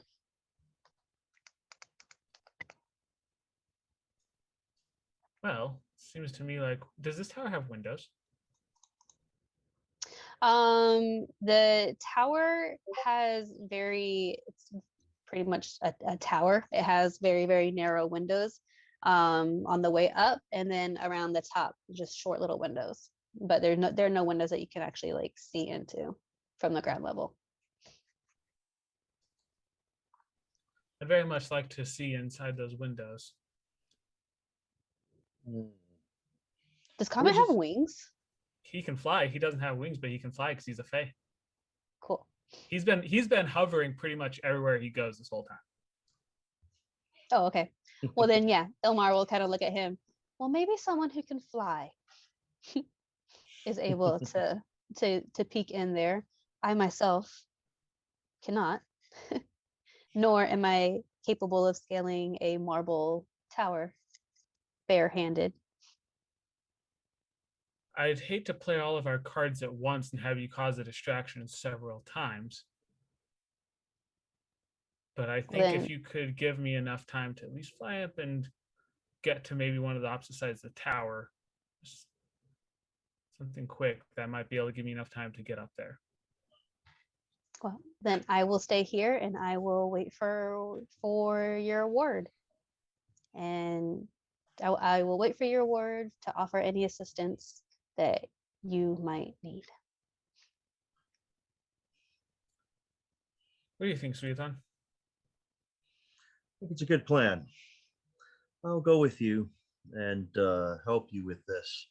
I know I won't be able to scale the marble wall either, but you can fly, and I will keep a watch out for you. Make sure there's no prying eyes about.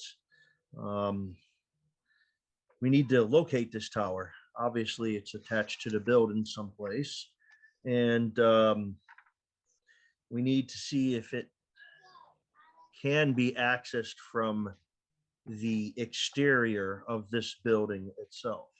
It may be in an inner sanction. In that case, would prove to be a little bit more difficult.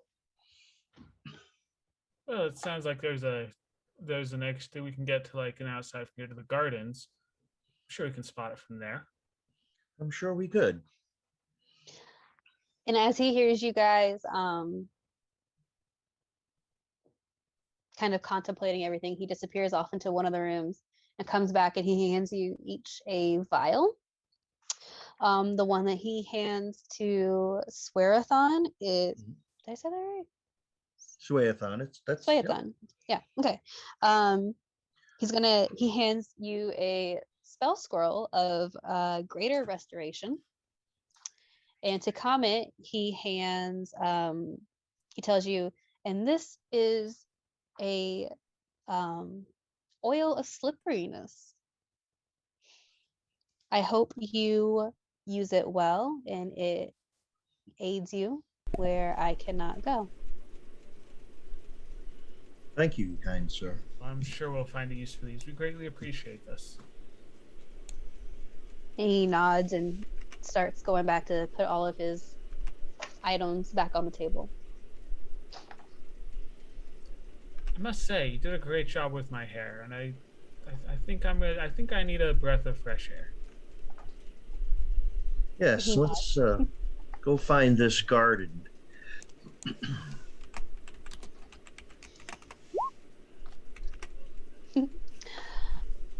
All right, and you guys come back out into the lounge where Ruduk and Santa Clang are.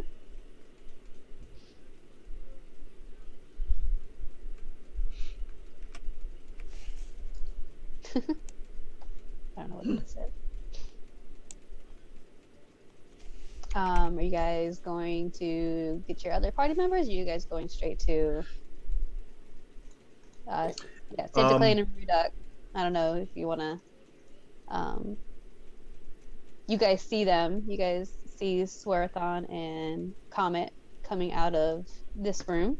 Comet's hair is looking particularly lush and I still look like my haggard self. Swearathon still looks like my haggard self. Don't say haggard. His brave heart self. A barber can only do so much, my friend. Yes, I know. That brave how did the heart talks go? soldier. It was very enlightening. Now, I don't know about you, Santa and Ruduk, but I could use some fresh air.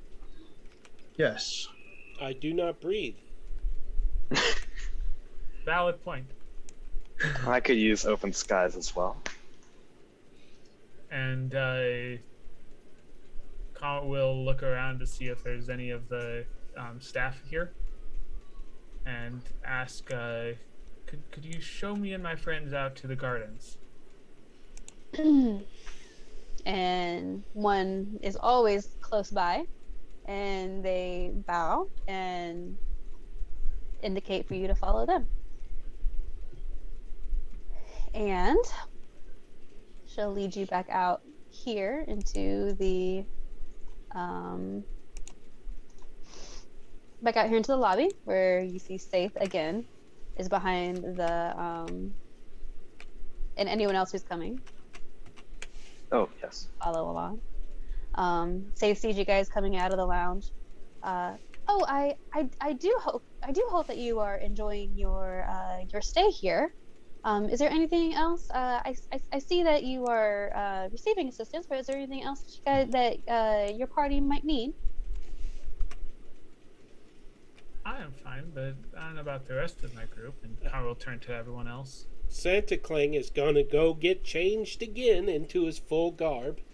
And while he's doing that, we have a special guest on. Greg from Save versus Games is here. Ooh. Hi. I'm just here to say happy birthday, and Aw. I guess I'll make it a little special if I can. I'm gonna try. I don't know how to do this with the microphone and the guitar, but I'll try to like lean in a little bit. And let's see. Happy birthday to you. Happy birthday to you. Happy birthday, dear Dungeon Master. Happy birthday to you.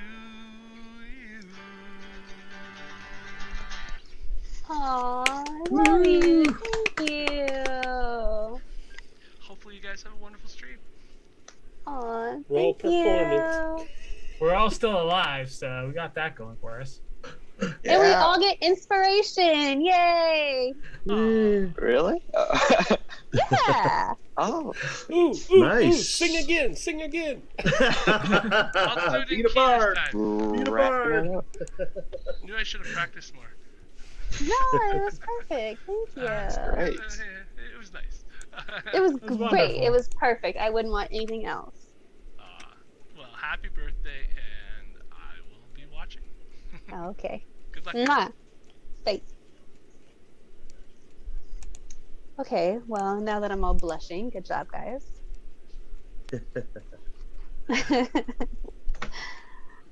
Anyway, okay. Gardens. That's where we're heading. Yes. Cool. Actually, do you want to go ahead and take a break here for like 10 minutes? Seems like a good Sure. Sure. pausing. My the pace. bladder thanks you. Yes. Mine too. Well, anytime you guys like just raise your hand, be like, let's take a 2-minute break. Cool. So yeah, so on that lovely note from that lovely man, we'll go ahead and take a 10-minute break, and we'll see how the party deals with these rumors and strange goings-ons. Thank you, everybody. We'll be back soon.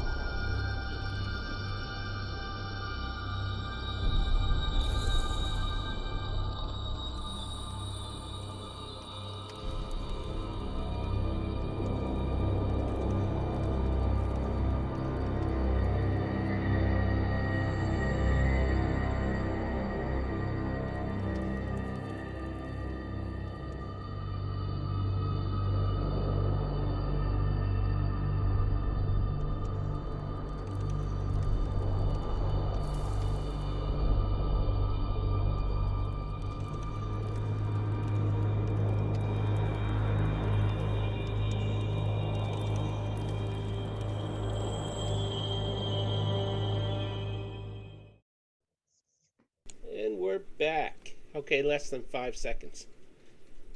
What? Where did you learn to count? I know. Hello, everybody. We're back.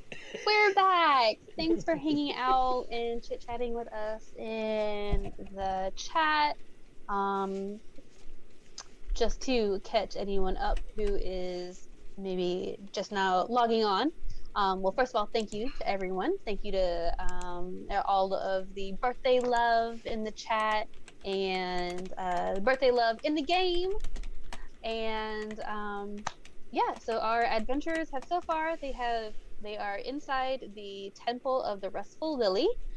They've met a couple of folks who have said that the proprietors of this establishment, the three sisters, Morgana, Azirsa, and Greensong, may not be as pleasant as they um, originally appear. And right now, they are being led through the lobby they were told to go to the gardens with the intention of looking through the window of the tower that a drow informant named Ilmar told them about. But when they asked the staff member to take them to the garden instead of going out and around to the back of the building, she actually brings them through to this western door that is like a garden, like a greenhouse garden. And there they see a sun elf who is at the front of the garden and is very obviously giving a group of older looking guests a lesson, a Pilates lesson or something, something spa like. She's going through and she is fixing everyone's forms. And as she sees you guys walking in, she gets very excited and says, come in, finally, some able-bodied, what? What, baby?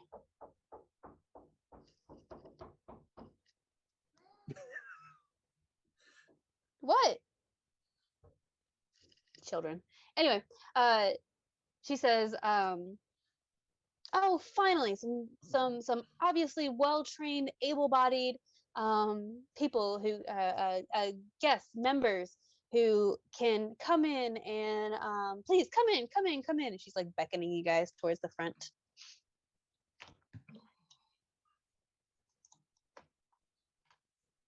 You guys, I suppose we'll edge a little closer. Rudak will do it reluctantly, kind of hovering above the ground. yeah. Cool. And so as you guys get closer to her, this is she introduces herself. She says, oh, I am Azirsa. I am one of the owners and proprietors of this establishment. I'm sure that you've met one or two of my sisters already. She is a sun elf. She has copper hair, wears an ornate breastplate with a full red fur mantle, which seems a little heavy and hot in this greenhouse environment, basically. She is obviously in very physical shape, very good physical shape. And overall, she's very, very positive. She's very, what's his name? Russell Simmons, but like elf form. Like, let's go, but like, let's do this kind of thing. And she pulls,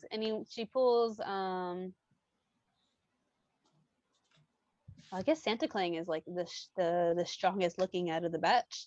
So she's gonna pull him up to the front of the class, and all the other members that were there have all kind of gone off to the side over here.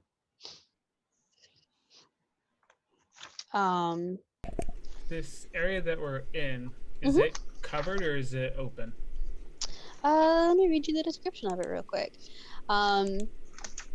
So, an iron fence overgrown with ivy surrounds a small garden. An earthen path weaves through a scattering of trees and flower bushes and stone benches. Um, all over the place, you see weights and wooden poles, heavy sacks.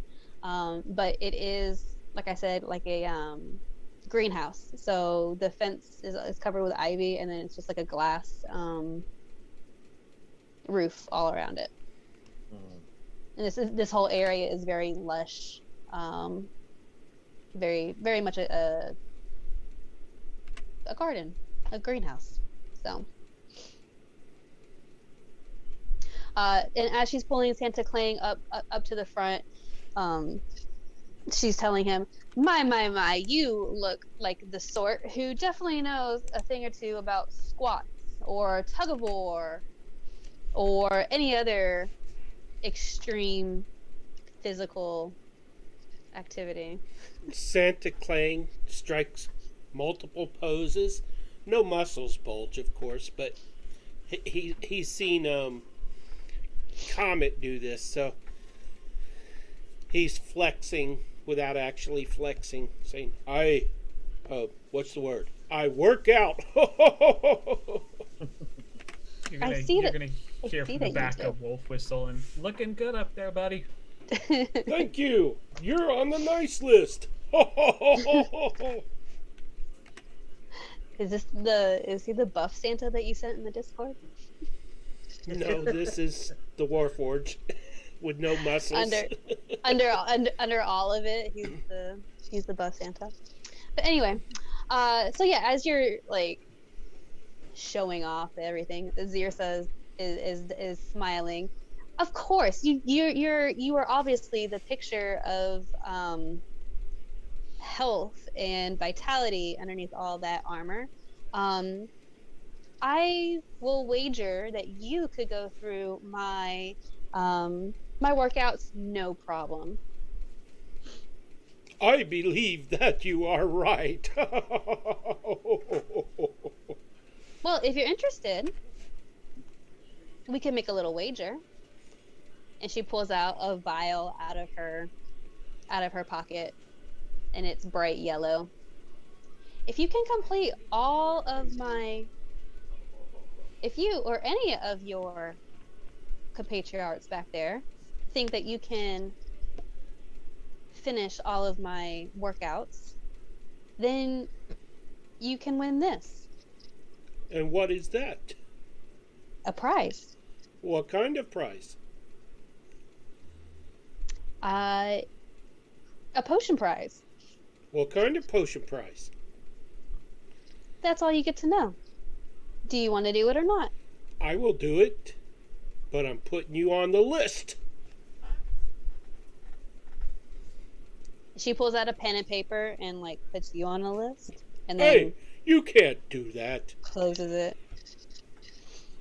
And she looks back towards the rest of the group. Would anybody else be interested? A friendly competition amongst friends. I don't know if you can tell us by looking at me, but I don't exactly do the whole physical labor thing. You flex Same. all the time. Well, yes, but that's more for show than for sport. Ooh. Swathan. I do not compete in competitions. I don't see any need into exerting myself in things of nonsense. Rudok, will you join me in this fabulous workout? I'll just be cheering you ever so diligently from the sidelines, and I'll cast enhance ability. Give him advantage, full strength, so he's real even stronger, and then I'll take a step back. How much strength? You get advantage on strength checks, and Oh, your okay. carrying capacity is doubled. Yay! I'll need that for my Santa sack. Which one did you give him? The bull Bulls. strength? Perfect. Okay, And cool. now, Hmm? I have a question. No questions. You said yes. Get in line. Since no one else is doing it, do I win by default? No, you have to complete the workouts. But there's no one to compete against. And she puts the potion back in her pocket. Okay, I'll do it. There's little boys and little girls hoping for a potion under their tree, and I will be sure to win this potion. Not for me. So she goes ahead and she like squares you up. She puts you in the right spot, and she puts you in front of this tree. This tree right here. And if you roll me a quick perception check. Perception starts with a P, right? Mm-hmm. Usually. 16. Cool. So as you're lining up in front of this tree, you see you see a pair of eyes, like on the trunk of this tree, and there are some limbs down that seem like arms, and right now they just kind of seem to be what you would assume would be like branches waving in the breeze is happening, but there's no breeze. So she's setting you Santa up. will lean forward and look closer. And it kind of leans closer and just kind of blinks its eyes at you. And as she's setting you up, Azirsa says, "Oh yes, this is my my partner. Her name is Adawet, which means big tree in certain languages. And she will definitely give you a run for your potion. So first and foremost, we're just gonna warm up real quick, and we're gonna do some squats. I assume you know what squats are. No. I do not No? squat. Normally. Well, well, then Except to she, put like, presents under the trees.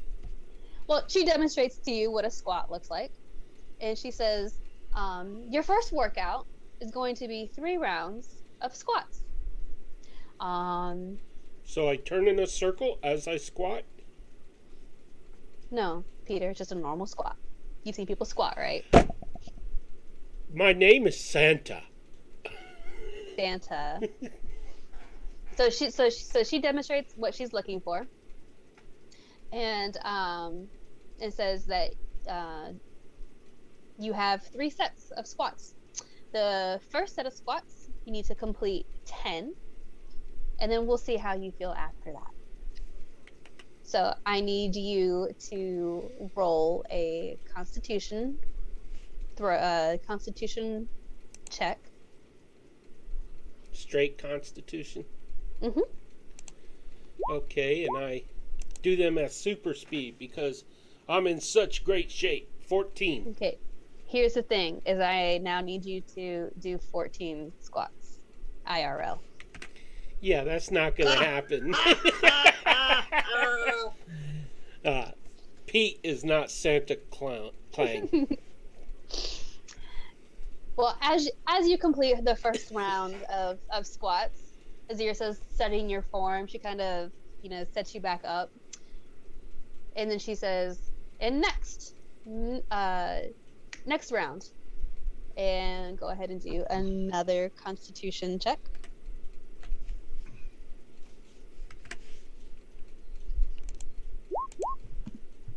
Oops, first one.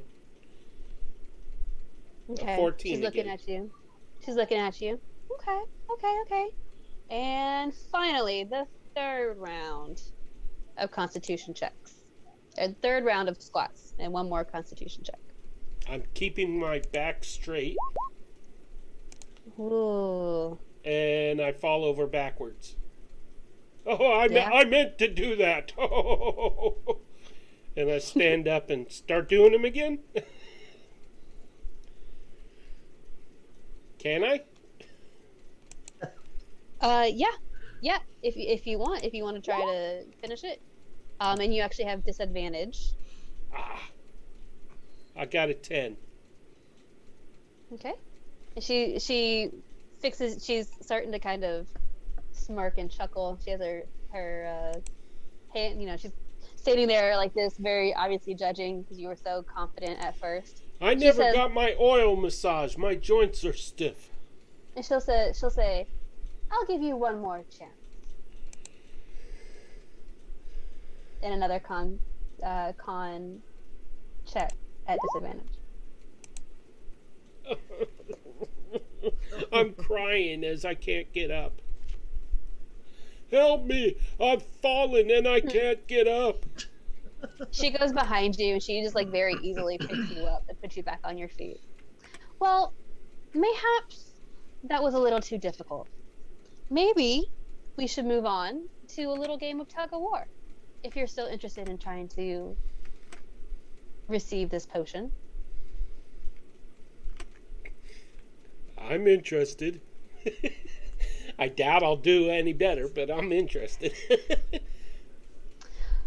Well, then you see her pick up a rope off of the ground and she hands you one.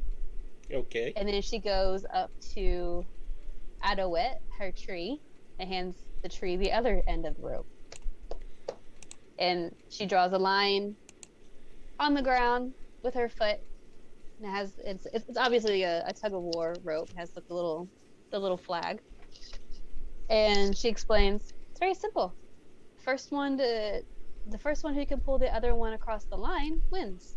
Very simple. Wait a minute. That thing's got roots.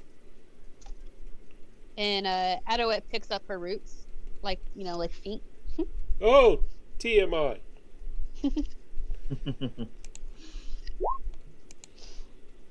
I'm pulling and I'm tugging and I'm straining. But you can't see my face turn red. My eyes turn red with the effort.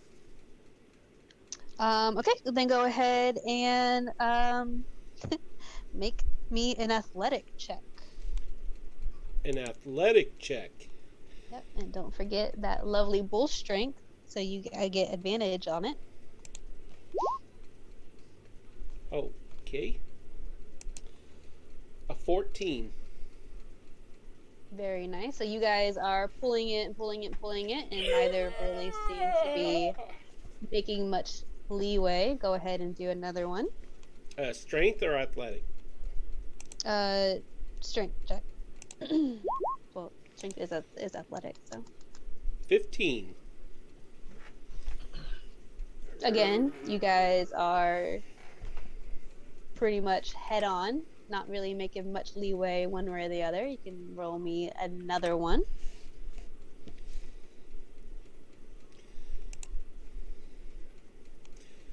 Your roots are showing.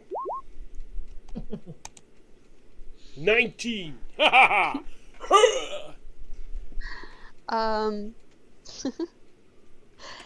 That does get Adowet's. She like bristles like the top of her leaves, and you do get a little bit more of the rope on your side. Roll me some more. Roll me another one. Another one? Mm-hmm.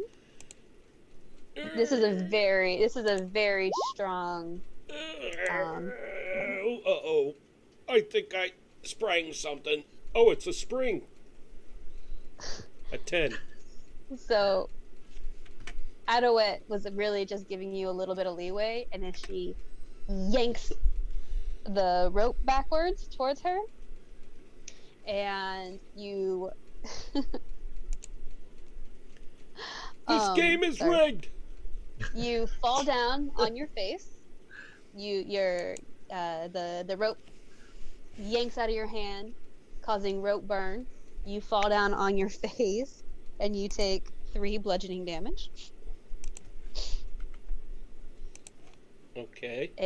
And Azirsa comes up to you again, laughing. That was a great time. I'm going to pull out my Santa blade and threaten to cut the tree down. This game is rigged! Now, Santa. Ho, ho! Just kidding. Comet's gonna go up to Santa and be like, now, let's calm down here. No need to get so angry. And I sheath the Well. blade again. Well, when you pull the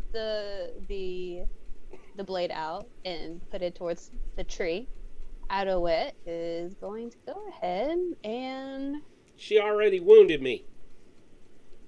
you just threatened her, so she's going to make a weapon attack. She's going to make a slam attack against you. Okay.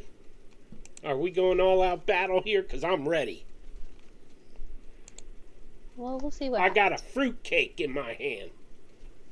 A fruitcake. So does a 19 plus...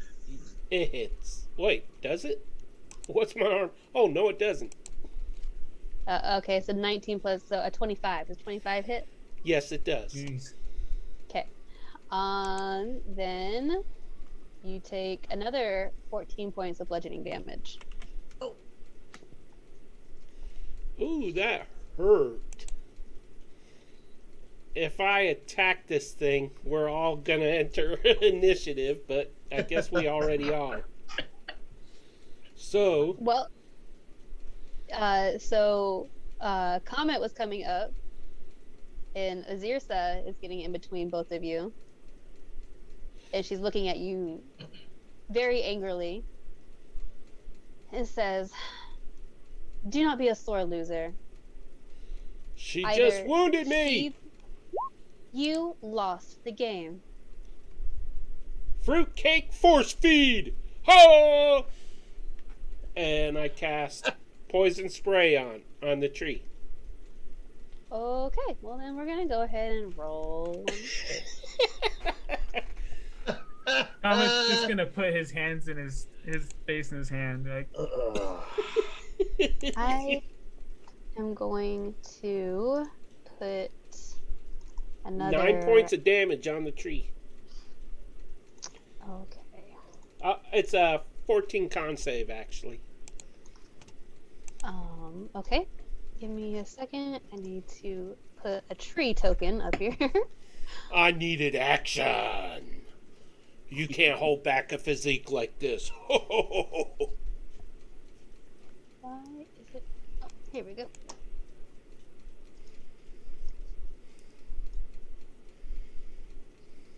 Come on. Give me this token. Give it to me. Hope I have. Give it to me. There we go. Alright. Make sure everyone's... Alright. Ooh, it was worth it just to see the token. That is a big tree. You didn't say it was that big. And who's this? And who's what? The tree? Oh no, I saw another token up there. Oh yeah, it was the acolyte that I put up there on accident. So yeah. So that's, It's a bonsai tree. yep. I haven't played a fighter in a while. I'm kind of excited. Can you actually, if we're going to be getting into combat, can that acolyte actually go past me? It wasn't. So the one that I put in there, I was just gonna use as like the token for the tree before I realized that I had a token for the tree. Oh, okay. Yeah. So. Well, please deduct 9 points of damage from that tree. Okay, so how do I... Okay, you already rolled mine. Yep. So I went ahead and rolled initiative, and it's gonna start off with Comet. Comet's just going to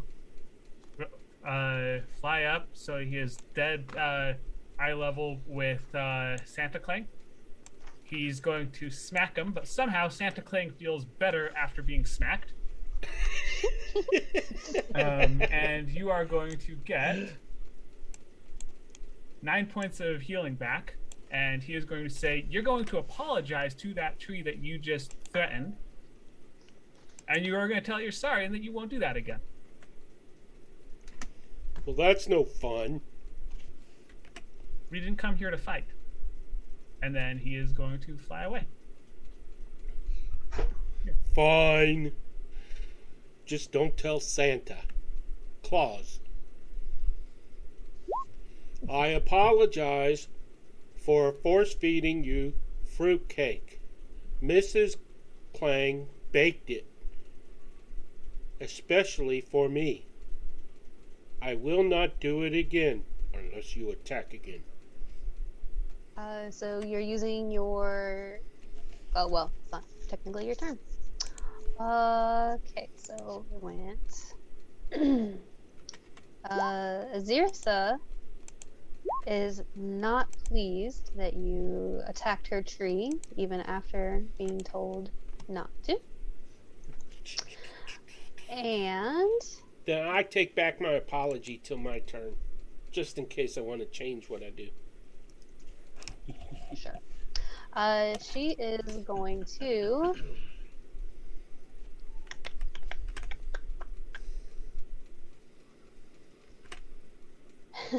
She's gonna look at you and she's just gonna laugh in your face and say, "What a foolish, foolish hunk of metal you are." And she's just gonna cast vicious mockery on you. So, I need you to make me a wisdom save, please. Oh, why couldn't it be a save that I'm good at? A 6. Okay, so you are going to. Oh, Alice to the rescue. That was Mickey, and that's your Oh. psychic damage. Did that show up over here? Boo! Told you this 7 game was rigged. points of damage. 7 points. As psychic damage. And she's gonna get in between you and her tree. Rudok. Okay, so the player side of me knows I should de-escalate the situation, but Rudok does not know such things. He will fly 30 feet up in the air, chanting. He says, "Yes, this tree will be great kindling for the fire." As he casts Matrix style. Fireball on both of them. All they Wait. have to eat will be flames. Yep, he is a light cleric, so he's got this. And yeah. Is They that need an dex AoE? save. I'm going to put it away from you, Okay. Santa. Don't worry. So, I don't just like. Where's the ruler? I'm just gonna put it right here. So it just hits those two. Okay. And yeah, that's a pretty good roll too. I need dexterity saving throws. Sure. DC 16 on both the tree and this Hey, pesky elf. wasn't I supposed to get a save on vicious mockery? You did. You failed. You did. You failed it. Oh, that's right. Boo! I want to reroll.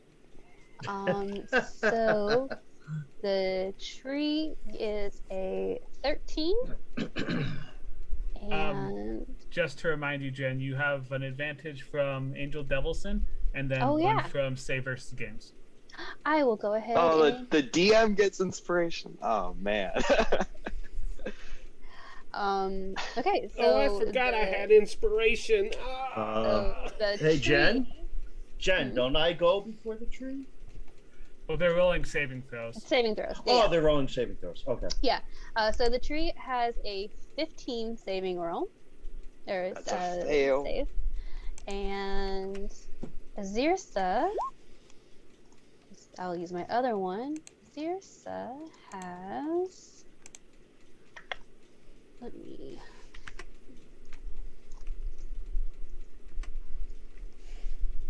Sorry. Her. That is a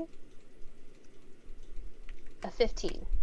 Both of them will fail, and they will Awesome. take 27 fire damage. Yeah! I love you, Rudolph.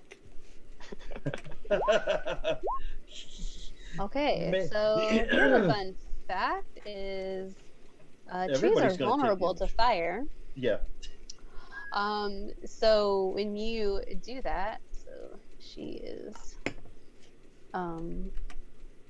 make sure she's not Comet at this point is just incredibly disappointed. Has his head in his hands and is just very distraught right now. Very disappointed. Yep. So Fun. it was 27 damage, fire damage, right? 27 fire damage. Okay. So as your fire engulfs Adawet, the tree, you hear very loud screeching. You're not sure if it's coming from Zirsa or if it's coming from the tree itself, but the tree does go down in a fiery blaze, and starts catching the back half of the garden, of all the shrubbery back there on fire. And yeah, Azirsa takes her damage and sees that her tree is down. And we are up to Santa Clang. I love the smell of burning pine. So the tree is dead? The tree is dead. Alrighty then. And is the lady, is she wounded? She is wounded. She's standing in front of you on fire, very upset. She has her she has a sword drawn and is very angrily looking at you. I just put you on the naughty list. And I cast Told the Dead, naughty list. DC 14, wisdom save. Okay. So that is a dirty 20.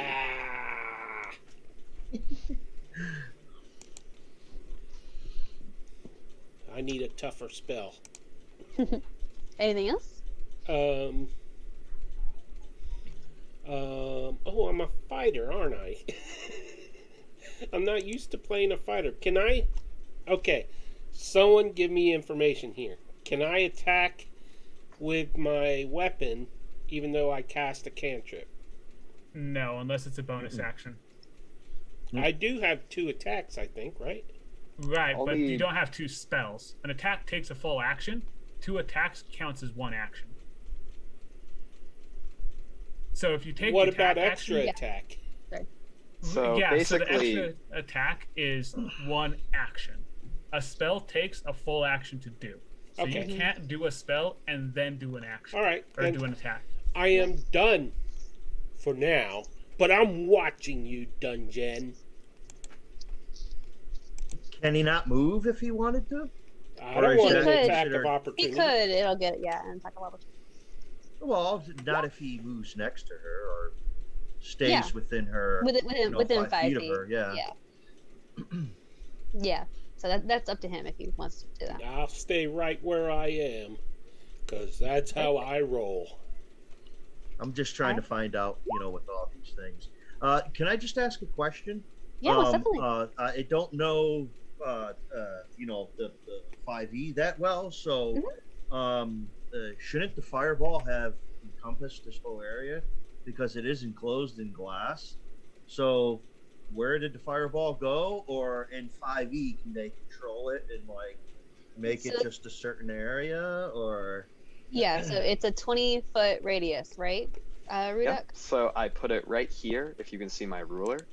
And with the AoE rules, I basically pick a point of origin, right? And it's a 20-foot radius sphere. Since there's full cover or whatever somewhere over here. Although I heard the garden did catch fire, but basically I picked the point of origin to be here. Yeah, exactly. I understand that. I just didn't know, if 5e had any rules as far as with it encompassing even further than that, like some of the older versions did. So that's all I was asking. It's a little up to interpretation and also to the DM. But in this Exactly. case, this room is tall enough where he could have placed it like above the tree and gotten the two of them. Yeah. Exactly. So, Exactly. so the garden is now on fire, not so much from the fireball as much as from the burning tree falling down on the ground. I see. Okay. So. Okay.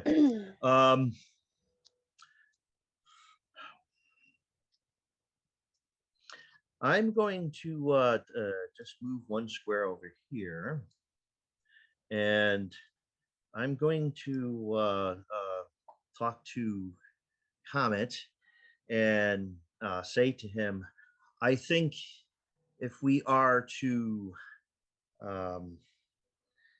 try and find this tower, this would most likely be the time to do it.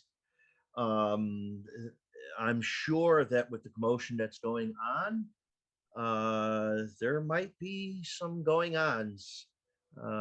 So if we could try to find this tower, it would give us some sort of an advantage a little bit. But that is up to you if you would like to accompany me.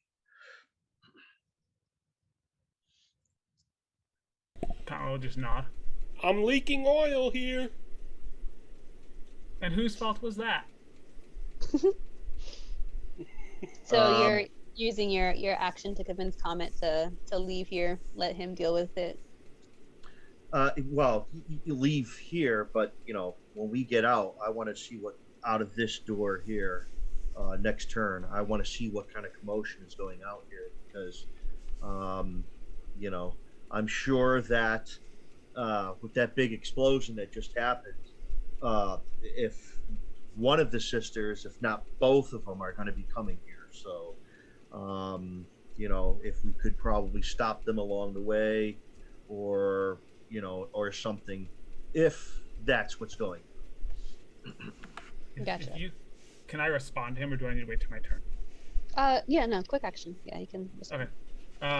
If you can keep them distracted here, I can probably slip out.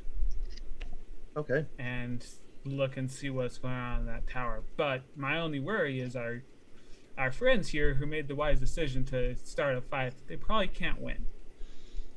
That's true. That is true. Yeah, I'll try and make some kind of distraction. Can I still go out the door with the rest of my movement? Yeah, for sure. Okay. All right. So I'm gonna go out here, and 1, 2, 3, 4. That's 20. I moved 5. Okay, that's enough. I'm going to, on my next turn, obviously, I'm going to try to make some kind of commotion to distract. What was his name? Seth? Safe. Yeah. Safe. And then yeah. I guess the other. I will need to step away for a bit. So, nothing else I can do because I used basically my action to talk to him. So. Perfect. All right, and so we are back up to Comet. Comet is going to look at Santa Clay and Rudak very unhappily with the two of them and say, you two are going to apologize for starting a fight that did not need to happen. I think it's too late. I killed one. Rudak killed one. It's his fault. It is never too late to make amends. And Santa, you started this fight. The brunt of responsibility is on you. You're right. That might get her to drop her guard. Both of you, just come with me, and Comet's gonna leave out the door. Trying to get both of them to follow him when they can. Okay. Oh boy. Well, up to Azirsa, and she's not gonna let that happen. She is going to. What do I want her to do?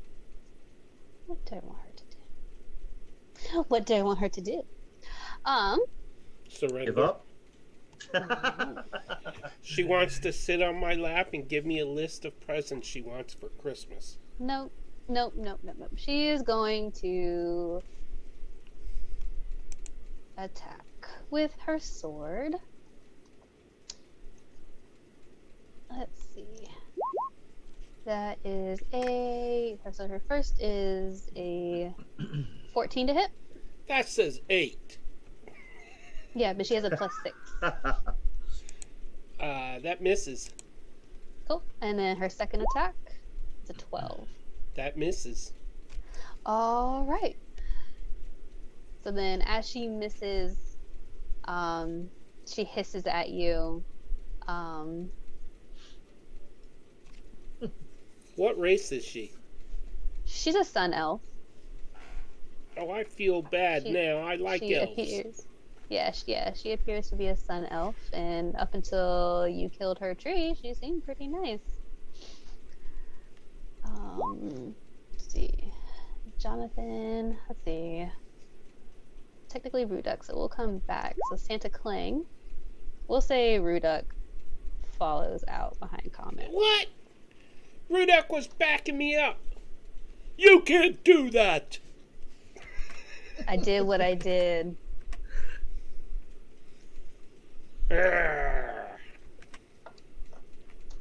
Rudok, come back!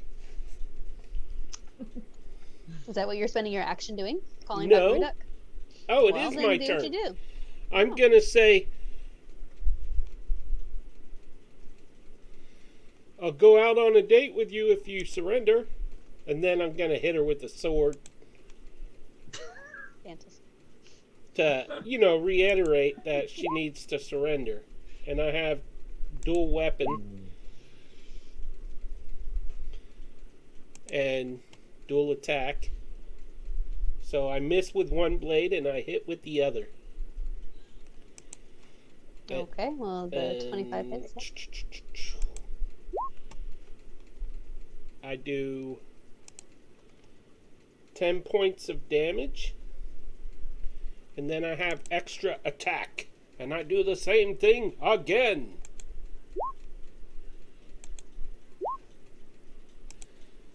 And does a 10 hit? Does not. Then I miss. And then It shows you rolling damage, not an attack. oh, I clicked the wrong buttons.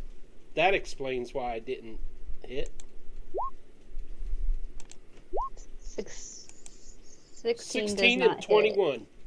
21 hits. 16 doesn't? No. Oh, that little huzzy. Okay, so I am going to roll my damage. And I do 6 points of damage. And then, with my bonus action, I am going to cast, it's a feat, class feat, second wind on myself, and heal 1d10 plus 5, and I checked it off. That's before. a bonus action?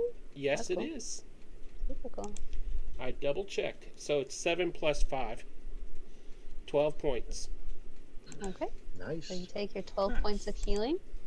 And as you have done this damage to this sun elf in front of you, she turns away in pain real quick. And as her face comes back up, you see her face change. Uh-oh. Very quickly before reverting back to the face that you That's have been spooky. staring in the face of. Yeah. What it changed to? What's your passive perception? I don't think I have to do passive of 15. Well, you're attacking her, so you may not be paying super close attention to necessarily her face as much as like trying to stab her. It's a woman. All males pay attention to a woman's face all the time. That is not what they pay attention to, but That's you digress. I have a 15 passive.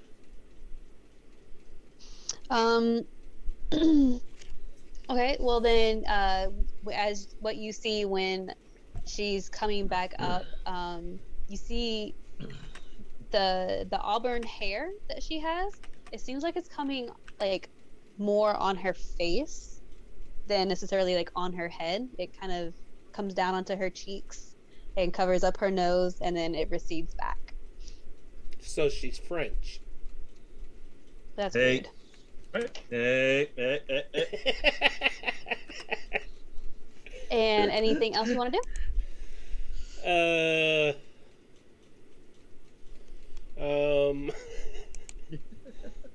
Is there anything else I'm we wondering can if do? I want to retreat, but it wouldn't do any good at this point. So I guess I'm stuck there. I can't Okay. believe Rudok started this fight and ran. Oh no, you started the fight. Hush. You're not in the room. You Swaython. can't hear me talking.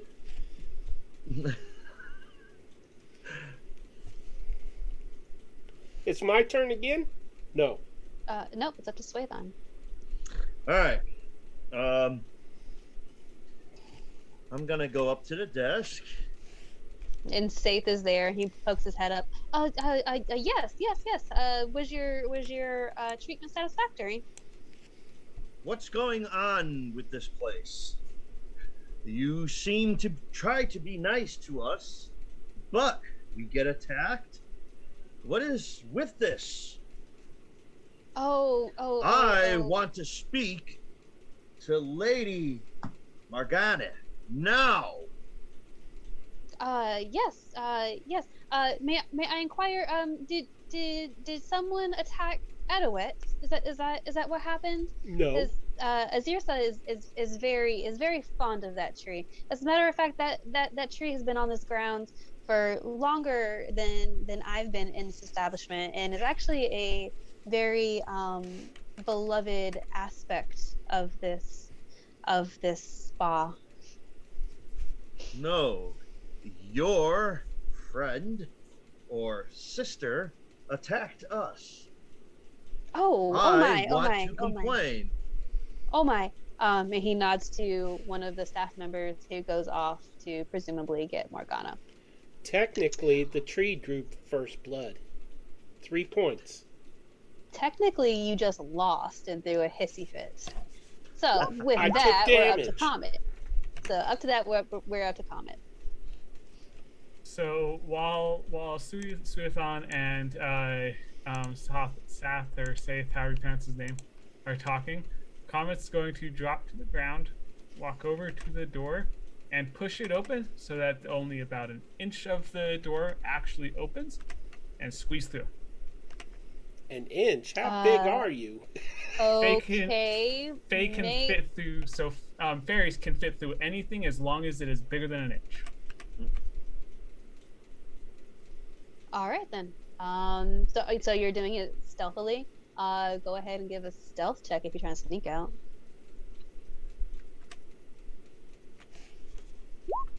That's a nat 1. Okay. Well, as you open it up, even though it's a single inch, have the little bell inspiration. does go up. Oh yeah, you do have inspiration. Oh, I will use that. Thank you. Oh, much better. 18. Much better. Yeah! Awesome. So then you know, like you heard this bell on the way out, you saw it, and you just ever so gently open up the door very slowly so that it just barely moves the bell, and then you slip back out.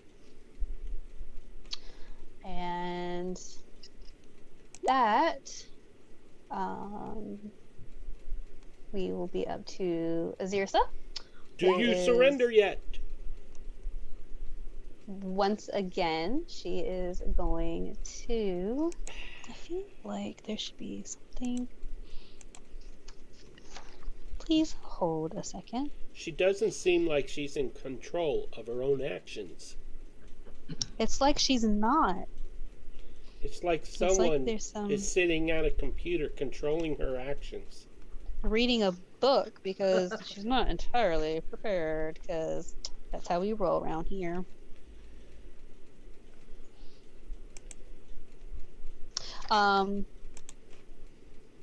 Okay, well then she's just gonna double swing swords at you twice again. Where Bring it is on, bring it on.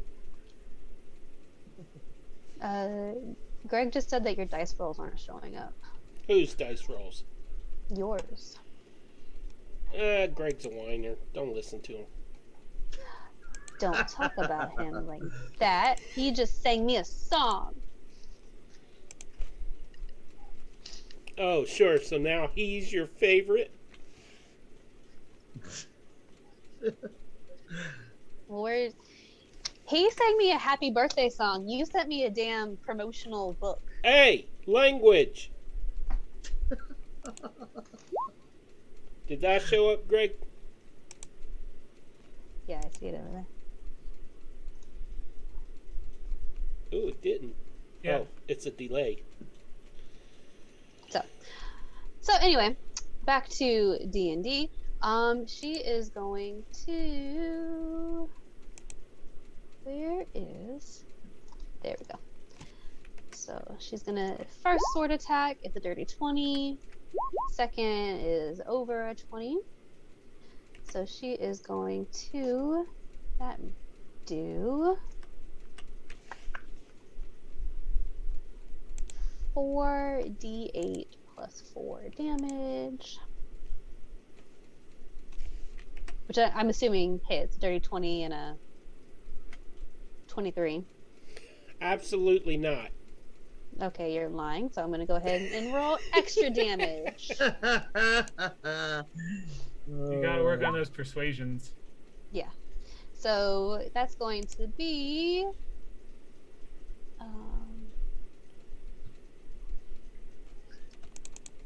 Oh, he's laughing. I just heard my son. I was like, what is that noise? According to Roll20, my AC is 31. Yeah. I think I better fix that. Anyway, so that is 19 plus 8, so that's 27 points of damage to you. Oh, You're mean. 27? 27. I can't believe Rudok bailed on me. I did. Yeah, Oh, boy. she controlled your character and had you run. You could come back anytime. I think that's what I'll do. Rudok followed Comet and Sueathon to kind of create a distraction. That does seem like his specialty. He'll pop in and help you before going along with it. Oh, man. I could use a little backup. A little bit of backup. Whose turn is it? He gets a Sorry. couple turns, right?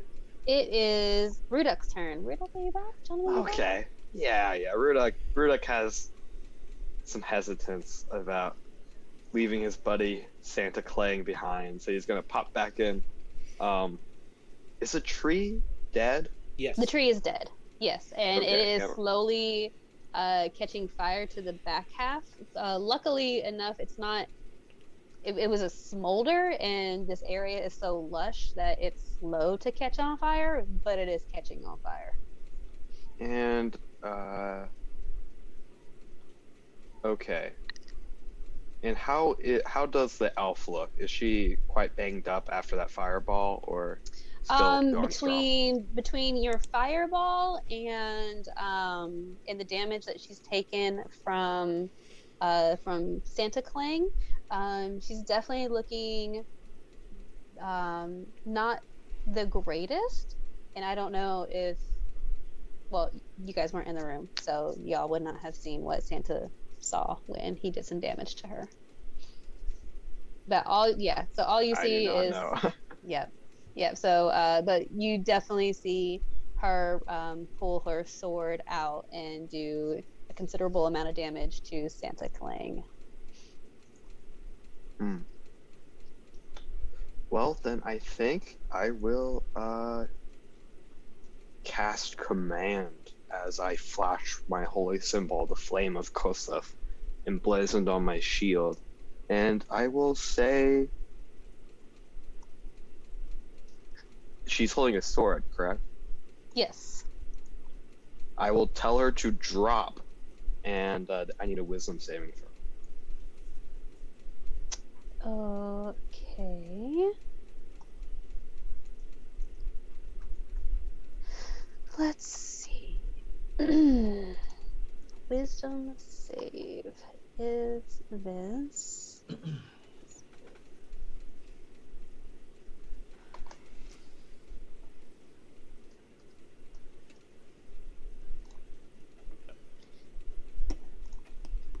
That is a 9. Then that is a failure. And when her turn comes, she's just going to drop her sword and then end her turn, doing nothing other than that. So, Rudok will give Santa Clang a double thumbs up. You got it. Just take her sword and run, or hit her with it. Woozy. Who knows? It's your. All right. You got it, buddy. And then I'm going to hop back here and get ready to go with a distraction. Okay. I need to reconnect real quick. There we go. So, I suppose I am gonna die, so I may as well go out with a clang of glory. So, I am going to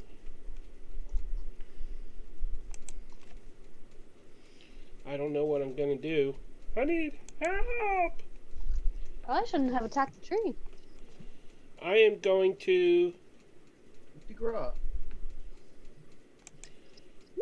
Wisdom 14 saving throw. Toll the dead, but the damage is going to be D12s instead of the other ones that it rolled. So that is a 12. It's a 14 saving throw, so she failed. And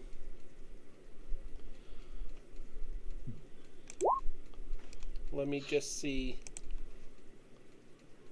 If she's wounded, I get D12s. 2 D12s, yeah. 2? Yeah, for being 5th level. Okay. Yep. 19! Whoop, there it is! Whoop, there it is! Super nice. That's my favorite cantrip. It's such a good one. I always take it. No and it's not called Told the Dead, it's called Naughty List. Okay. All right. So when you do that, yeah. What does your naughty list sound like? Did you say you're naughty? You've been a bad girl. Right.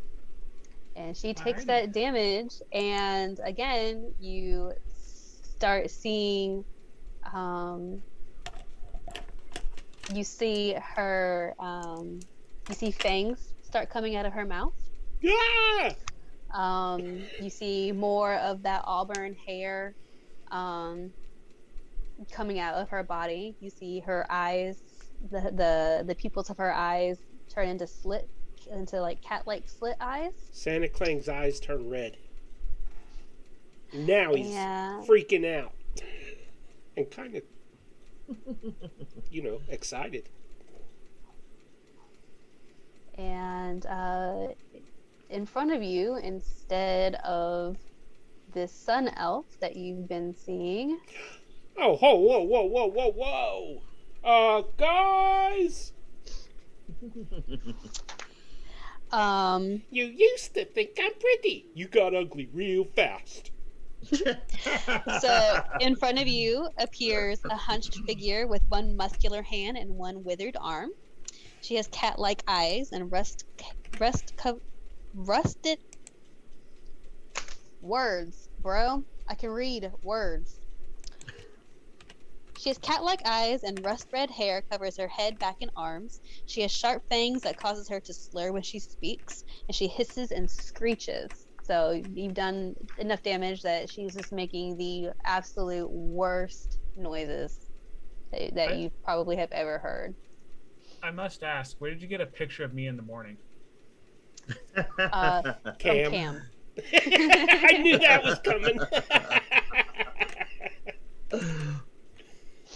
But anyway, so you have anything else? Me? Sorry, I'm still laughing at the joke. Let's see. I don't think I have any other actions, and I don't want to move. So Okay. that's it. Swaython, you're out here, and by this point, you can probably hear all of that ungodly screeching. Hmm.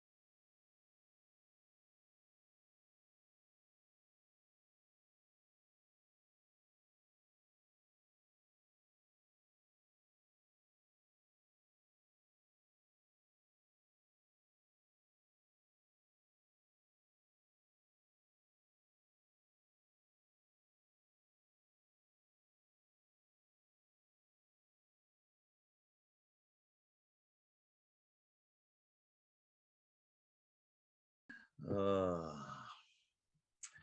Real quick, we're muted on stream from the sounds of it. are we? They can't hear us.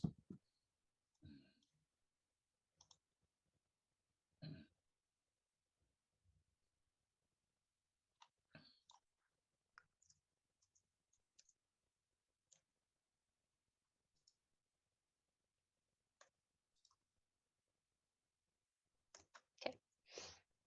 Greg says it's good now. Okay, cool. All right. Hmm.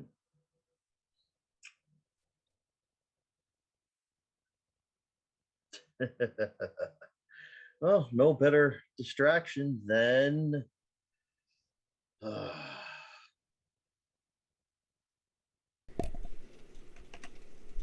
What does Swaython do? since it is in a different room, do we have to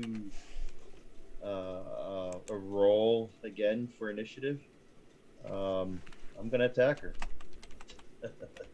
Then you can attack her, and I will just add. Yep, you can go ahead and attack her if you want. Okay, so since I'm going first, I get my sneak attack damage on her? She's standing right in front of you, so she may not be expecting it, but she can't see you. I am So- within 5 feet and an ally, so I believe that procs sneak attack. Because I don't know exactly how it works. I know that if you're first in initiative before your opponent, I know you get the sneak attack. But, Right. Yeah. That's up to That's- DM discretion. that's- So what rogue archetype did you take? Right, because I think that's technically like an assassin feat. Yeah, Right? if you have the assassin's perk, if you attack someone who has not attacked yet in combat, you get advantage in that proc sneak attack. The one with being an ally, the ally has to be engaged with the other person and within 5 feet. Mm-hmm. okay. It's not just someone standing within 5 feet, unfortunately.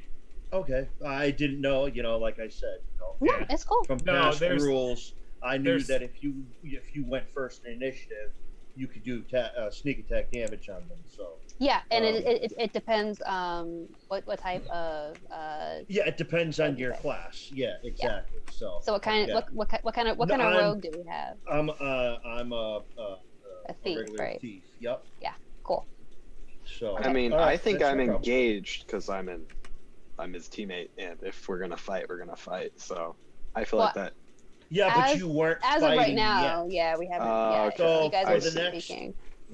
for my next turn, since you're engaged, then I'll be able to do some Right. sneak attack damage. So Right. So okay, right I now, if you understand. choose to, I'm gonna if you choose attack to her. attack. Yep. Okay. Yep, I'm gonna attack her. So,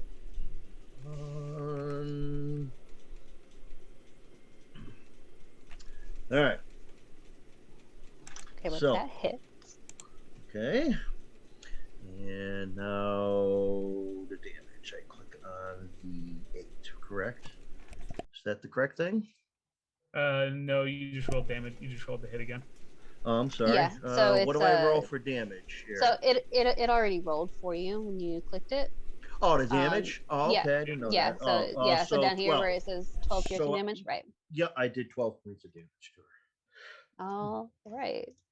So you. So yeah, you have a rapier, and you where do you stab her? Well, the most obvious part, her chest, obviously.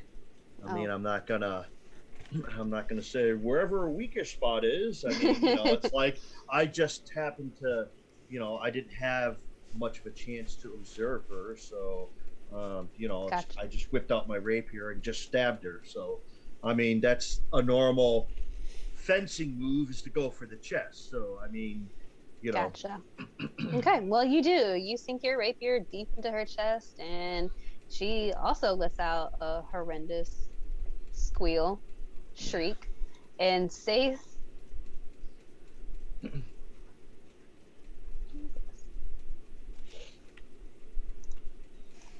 And Saith is just like, nope. And he backs up. All right. Is there anything else you'd like to do, Swathan? I really can't. I don't have any bonus attacks or Gotcha. spells or anything, Okay. so really can't. All right. So then we are up to Comet, who is Comet's outside. Outside. I think he's our only healer, and we've split the party now 3 ways. Okay.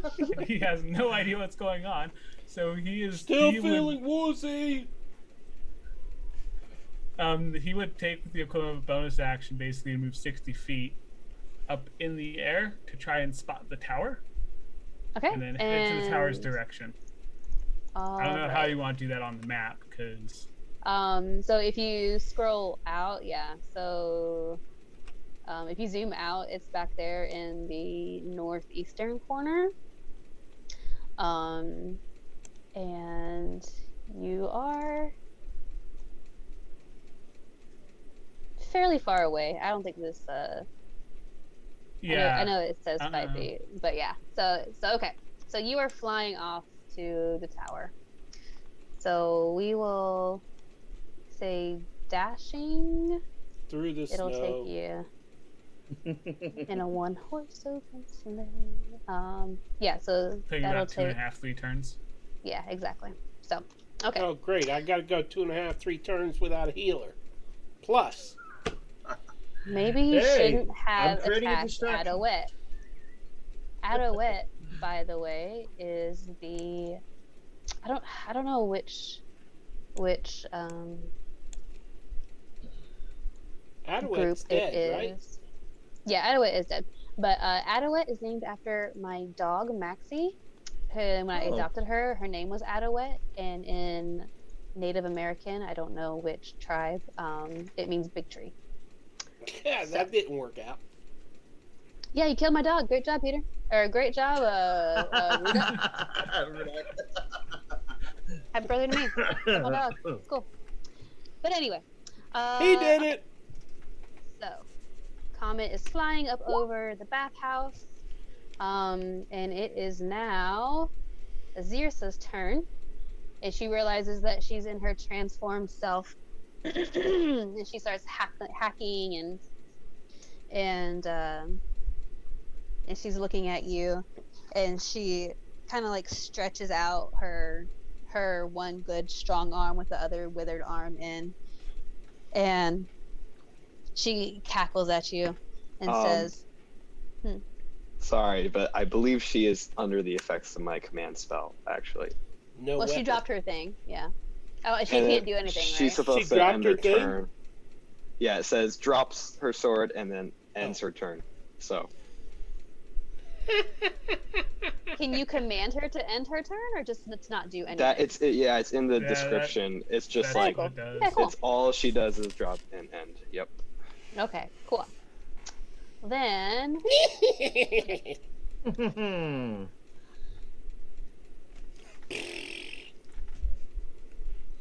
Rudok is. Oh no, it's good. Yeah, so Rudok. Alrighty. Rudolph is the definitely- red-nosed owl. Okay. Is it possible This for is me to- not how this was supposed to go, guys. Leave it to me to break the DM. We became the murder hobos when we were supposed to be doing investigation and not fighting. This is why you don't give random strangers like 3 sets of squats. Is it possible for me to open this door so I can like see both of them? Like is it possible like set it so like I'm like just like halfway between like both rooms? And so like I mean, I would say yes if you weren't a 3-foot owl. yes, that's fair. Can owls be as of cross-eyed? So as of right now, I'd say that you can either be on one side of the door or the other. Okay, You're not gonna wait. be able to But can straddle I like keep the door open, or does it like is it one of those fancy ones that automatically closes? So it's I mean, obviously it's not like an automatic door, but they are very heavy doors that without any kind of prop is not going to be able to stay open by itself. So unless you're going to like lean up against the door and hold it open. Actually, yeah, maybe. But then you'll be the door. You wouldn't be able to do anything. Open Yeah. to the inside, yeah. So then Oh. you'd be blocked from Azirsa and Santa Clang, and you'd be on the opposite side of Morgana and Soyathon. So you wouldn't see much. But then he wouldn't get sneak attack when he goes. No. Right. I would like to ask, what if I like ready my action and set the trigger to when the door is open and I can see both of them, and then I open the door, use my reaction to set off the ready action. Is that possible? Actually, I haven't used ready action a ton, honestly. In 5e, you can do things like open the door as like a free action. So if you are what are you trying to do? Are you trying to attack them inside? Basically, I'm trying to activate my Light Cleric Channel Divinity and target both of these things. What I'm thinking of doing is, so I use my action to ready my Channel Divinity. Then I use my free item interaction to push the door open. And then step through, which supposedly activates the trigger for my ready action. And then use my reaction to carry out the readied action. There. He wants to it's too stand much, like that I can- and go in both directions. Right. Basically, because I know I can't just like time. It's going to be difficult to write. Like, to just time my action to that split second where the where both of them are in view. So I want to use my ready action and my reaction to try to do that. But yeah, it is difficult. So As the Warforged who is suffering greatly, I'm in favor of this. Just so the DM knows. Your which channel divinity? You're doing your healing channel divinity, or you're doing the? Oh no, I'm a light cleric, so Right. Oh, light. I would be doing, I would be doing Radiance of the Dawn here, which actually I believe requires both me seeing the. Oh, it doesn't require seeing. Can it go around objects? It doesn't say, so I have no idea. A creature that has total cover from you is not affected. So if you're on one side of the wall or the other, one of them's not going to get hit. So, yeah, I would need to like push open the door or something to create a wide open path. Right. Well, this is certainly interesting. I guess, yeah, I'll just make a commitment. So I don't think I'll use my Channel Divinity this turn. Okay. Instead, I will, go over here. Just fully commit to this side. Wait, okay, now I'm actually a little confused. So would I be able to move freely back and forth between the rooms, or does that heavy door block it so I can only go through the door once? So if you, just the way that the map is set up, you can be in front of the door and open it without invoking an opportunity attack. But if you go through the door, she's going to be able to take an opportunity attack because you're going to be moving outside of her 5 feet.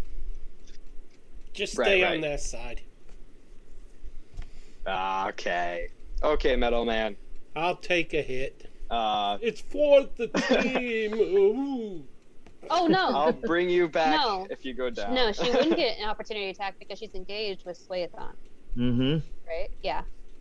Oh, Yeah, but okay. don't. Yeah, but if you get No. out of, her, from what I know, even if you leave her 5 foot area, she still gets attack of opportunity. Doesn't Yeah, she can not? choose to Yeah. make that. She does. I believe. Yeah. Yeah, Okay. you get one reaction. So if he moves, Gotcha, then okay. it still triggers regardless. Mhm. Okay. Unless Making sure. unless he had like Sentinel. Right. Okay. I'm sure Comet or Dasher or Prancer will resurrect me. Yes. Okay, Okay, Rudolph will so- come back for you. The Metal Man can take a hit. I believe. I will instead use my bonus action to cast Spiritual Weapon, as Ooh. this this flame is going to appear over her head, and that's probably a miss. An 11. And then I will use my action to toll the dead, as I need to make the wisdom saving throw. As I pull out a little bell, just kind of ring-a-ling in front of her face. Can't cast 2 spells. So if it's a one of bonus them- action and a bonus cantrip, you action. can do it. Oh, okay. Yeah. Yep, can't Yeah. trip. So cool. But so spiritual weapon, they still take half damage, right? Even on a save. Nope. It's a hit or Oh. miss. Yeah. Oh wow. Yeah, spiritual weapon works as just like a regular melee attack. Right. Okay. Cool. Then and she's make a wisdom save, Yes. which she fails. That's 20 And- necrotic. I rolled pretty high on that. Right, Was yeah, that that's awesome. D12s? Because that. Yep. She is. Yeah. Yeah, Rogue Friend got a hit, so should be good. Oh, I see. Yeah, It 'cause if- says if damaged. Okay. Right. So, all right. So, what does your Toll of the Dead look or sound like? Honestly, it's probably just Ruduk's war cry. Koseth! And it's just very not elegant for an owl, but yeah, that's Ruduk for you. It's And who's your end of his daddy? turn. All right, up to Santa Clang. You have a very pissed off hag in front of you. It's a hag? He's gonna say, "Hail to the king, baby," That's Yeah. gross. and he's gonna. You whip out a guitar or something. That's from Army of Darkness, man. Evil Dead. Or Bubba Hotep.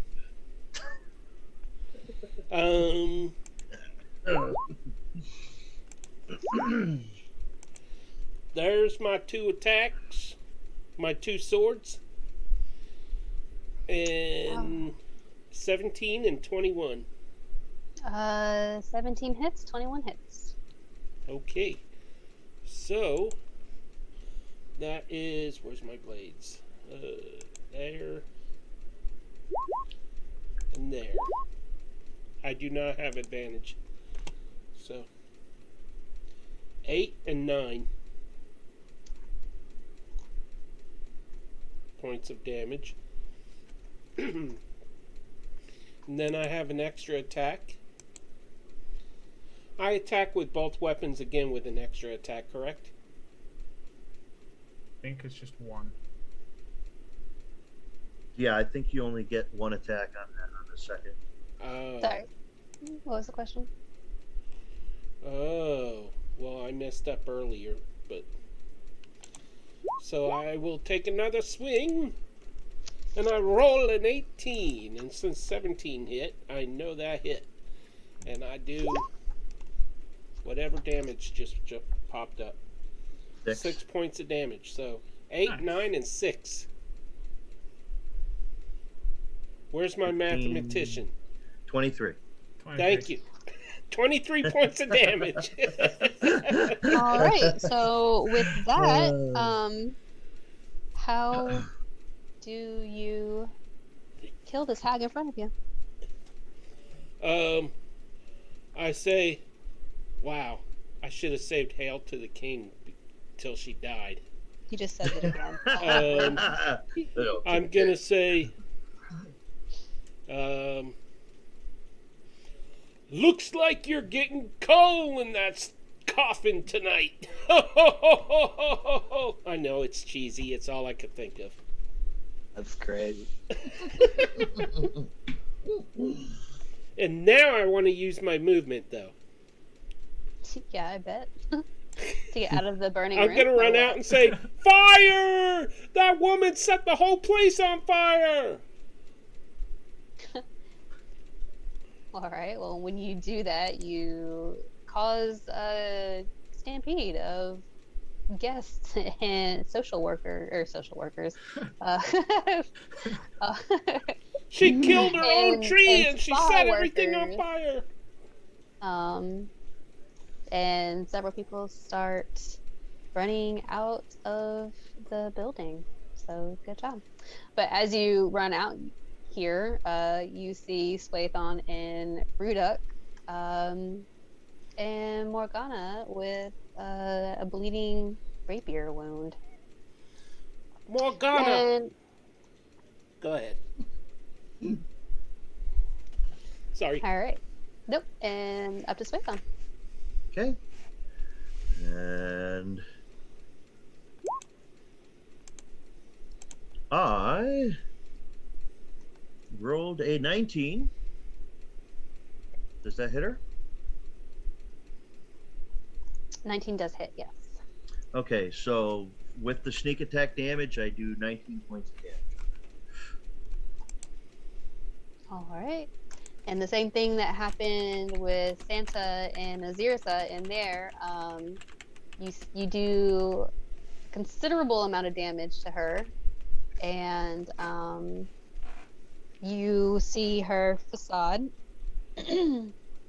flash also, and you see she thins way out. You know, she was really dark and beautiful and voluptuous, and then she like thins out to very skeletal, long matted hair, and then her facade goes back into place. Okay. I've seen this before. Evil wrench.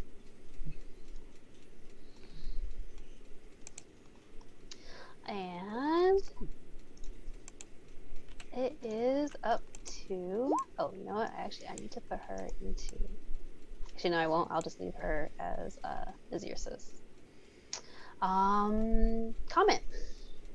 You are flying and flying and flying and flying. Doing anything else while you're flying? You're just dashing, right?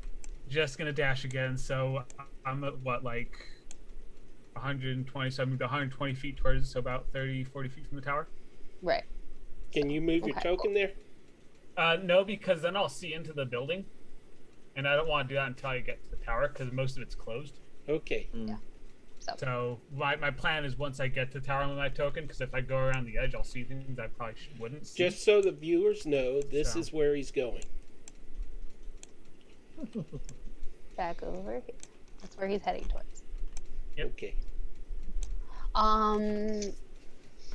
Okay, and then it will be up to Morgana's turn, and you hear her scream out, my sister, my sister! And then she's going to Let's see. She's going to go after. Pete, did you move right in front of her? You moved through Rudak and stood right in front of her? Yes, I did, but she don't know her sister's dead. Unless she's connected. Hey, I don't need your input. Yeah, and this doesn't sound like a cry, like a mourning cry. It sounds like she's calling for somebody. Oh no. So then, all right. So Santa got right in front of her way. She's gonna go ahead and do a claw attack against him. So Gonna hit me, huh?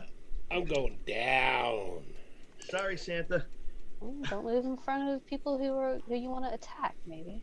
Wait, do I have? Oh, I'm not a cleric. Ah! So the first one is a 12 to hit. Misses. Misses. And the second one is a 9. Misses. So, No all right. advantage for you? I don't think so. I used Nope. up my 2. Yeah, you used up your 2.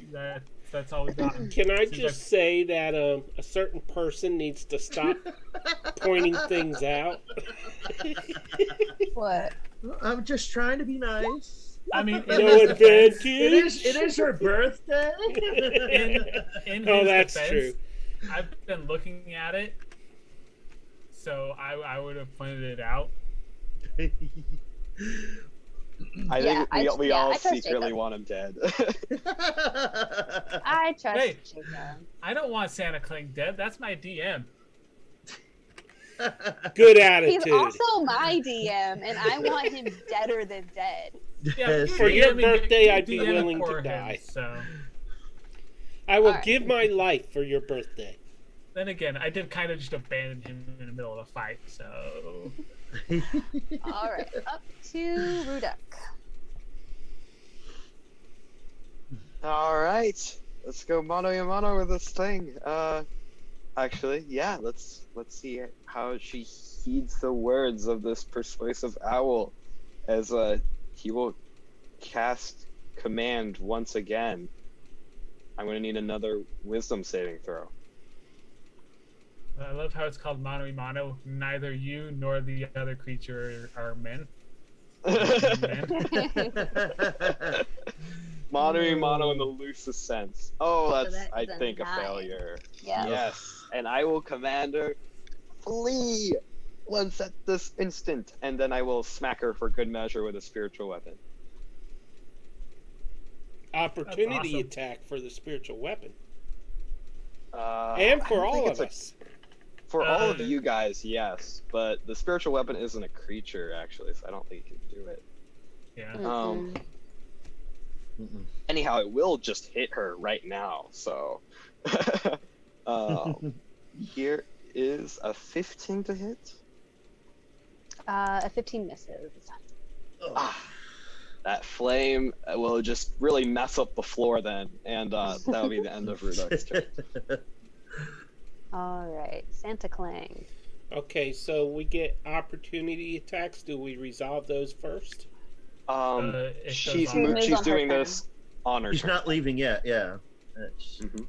After I go, then she will be going after. So then we'll be able to get our attack of opportunities. Then. Oh, okay. So I think she goes after me.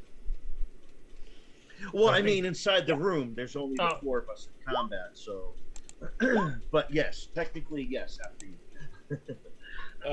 Wherever 24 comments and a at. 13. 24 hits. Okay. And I also get my extra attack. I may as well roll that at the same time. And another 13 13. misses. Oh, I use my inspiration for advantage, and it's a 19. Okay, and then that hits. Okay, so let me unclick my inspiration, and I do 15 points of damage. Nice. Very nice. So again, you smack her, you stab her with a Santa sword. Is it candy cane shape? Is it like a sharpened sieve, like a sharpened candy cane sieve. Remember, like when you're kids and you try to make it as sharp as possible and you poke each other. Oh, that brings flashbacks. Evil kids. Evil kids. That is creative. Oh, not It not is. everybody does that. Oh, whoops. It reminds me of a trip to the hospital. Anyways. Oh no.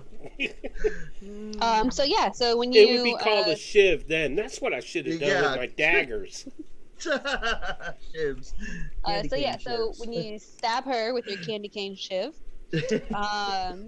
her true form comes out, and she's a thin, pale creature with long, matted black hair, that's festooned with ornaments made from bones and teeth.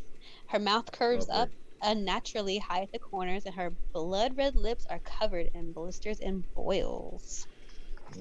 Okay, Santa Clang looks at her and starts dry heaving, but he can't throw up because he doesn't have a mouth. All right.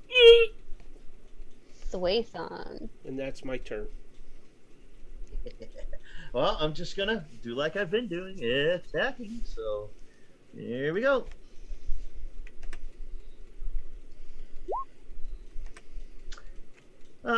Can I use my inspiration? If No, I he's won't. No, if he's engaged, you get sneak attack. Oh, yeah, well, I know that, but I'm just saying 11's not going to hit her. So Right. well, neither is a 14. So you rolled. even if I use inspiration, I rolled 11. Wow. So I rolled a 3 and then plus 8. So Oof. even if I use inspiration, I'm still not gonna. But since I said, "Can I use it?" That was my mistake. I used it. A 14 doesn't hit anyhow. So 14 so I also. missed. Otherwise, I would have done 21 points of damage, which would have been nice. All right. Bonus action. I can't really do anything. I mean, you know what I'm gonna do? Jump up on the desk here? I mean, I can't do anything, so I'm just gonna stay where I am. Okay. All right. Tree. Comet. You are now to the tower. As you get close to the tower, does Comet notice anything in like the grounds at all? As far as like, is there a commotion, or does it just like? Well, when someone came out of the garden and said there's a fire in there, and most of the patrons that were in the lounge or maybe heading towards the bath or just outside, like in that immediate vicinity, they've all run outside, and you probably hear a lot of people saying fire, fire, fire. So you hear that, but on the back half of this of the bathhouse, no, there's nothing particularly going on. When you get up to the tower, it's a finely crafted stone tower amongst the trees, not far from the bathhouse. A statue of a sharp-featured winged elf crouches in front of the front door. And the front door is bright red, and it has a whole bunch of golden swirls all around it. So he is going. So Comet's just gonna look in through one of the windows to try to see if he can get at all just like a look and see what's going on in that tower.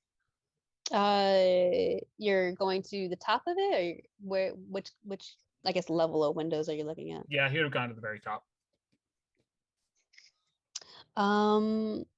Okay, then we'll go ahead and give me a perception check.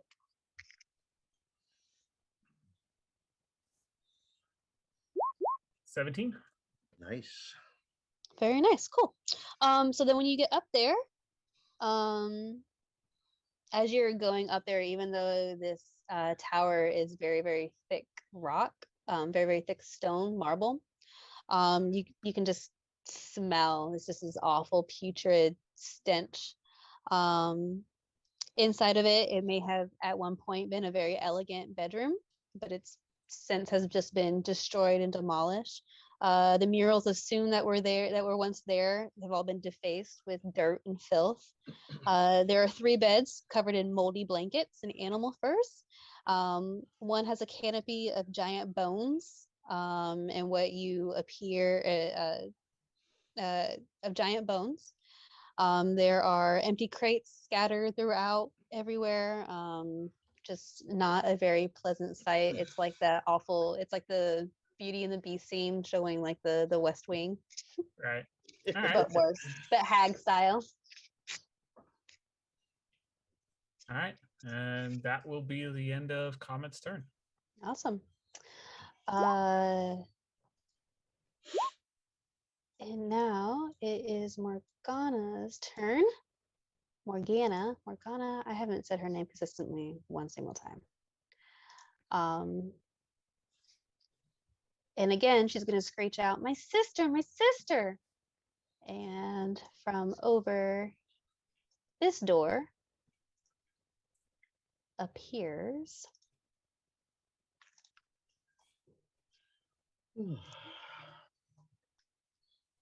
Here comes Greenthon. Greenthon? Oh no. from over here, another elven woman with green hair and a white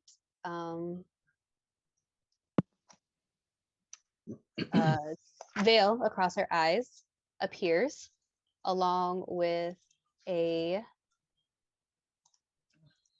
dog at her side. And she just kind of looks at the three of you and looks at Morgana, and Morgana looks at the three of you and gives an awful, wretched smile. And she is going to cast. She's gonna flee, I believe. She's gonna flee. Yeah, all right. Oh, damn it, let me do cool shit. She's gonna give you a super awful smile, and then she just has to go her full movement backwards, right? Yeah, she's gotta run away from us with her turn. We get to attack her. I can ping command if you want to see it again. Do you guys get opportunity attacks on her? That's cool. Yeah, because she's moving out of. Yep. Cool. All right, then go ahead and do it. I have the Warcaster feat, so I will actually cast a spell in place of this. All right. Here's the Warcaster feat, and I'll be choosing to cast a Scorching Ray. All right. That is Nice. 1 ray, 2 Wow. ray. Oh, that one's double that one, and a 3rd ray. Okay, and a 3rd ray. Oh, 10 points of Wow. damage. 4 nat ones. 10 points of Yeah. damage. I'm glad those came second. No temptation to use inspiration there. yeah. So 10 points of damage, correct? Yep, and Yep. Clang and Suifan can also make theirs. Yep. Now I'll let you go first. Clang. Or do you Metal want me to go Man? first? I guess I'll go. He's not paying attention. I just got one attack. So. There we go. So I got a 19, which hits her, right? 19 does hit, yep. I do 20 points of damage. Excuse me. And how do you kill this hag? Wow. Yeah, it was same thing, you know. There's a fencing move right in the. I guess if she's running away, most likely in the back.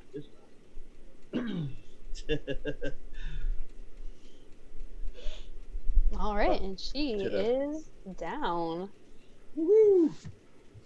So when See what I did there? Yeah, you let me go and kill her. Sorry, I Hey, was you evil one. I was getting a lesson in my extra attacks. Oh, okay. Oh, were you getting less than your extra attacks? I can only imagine how that was going. Yeah, you know who it was.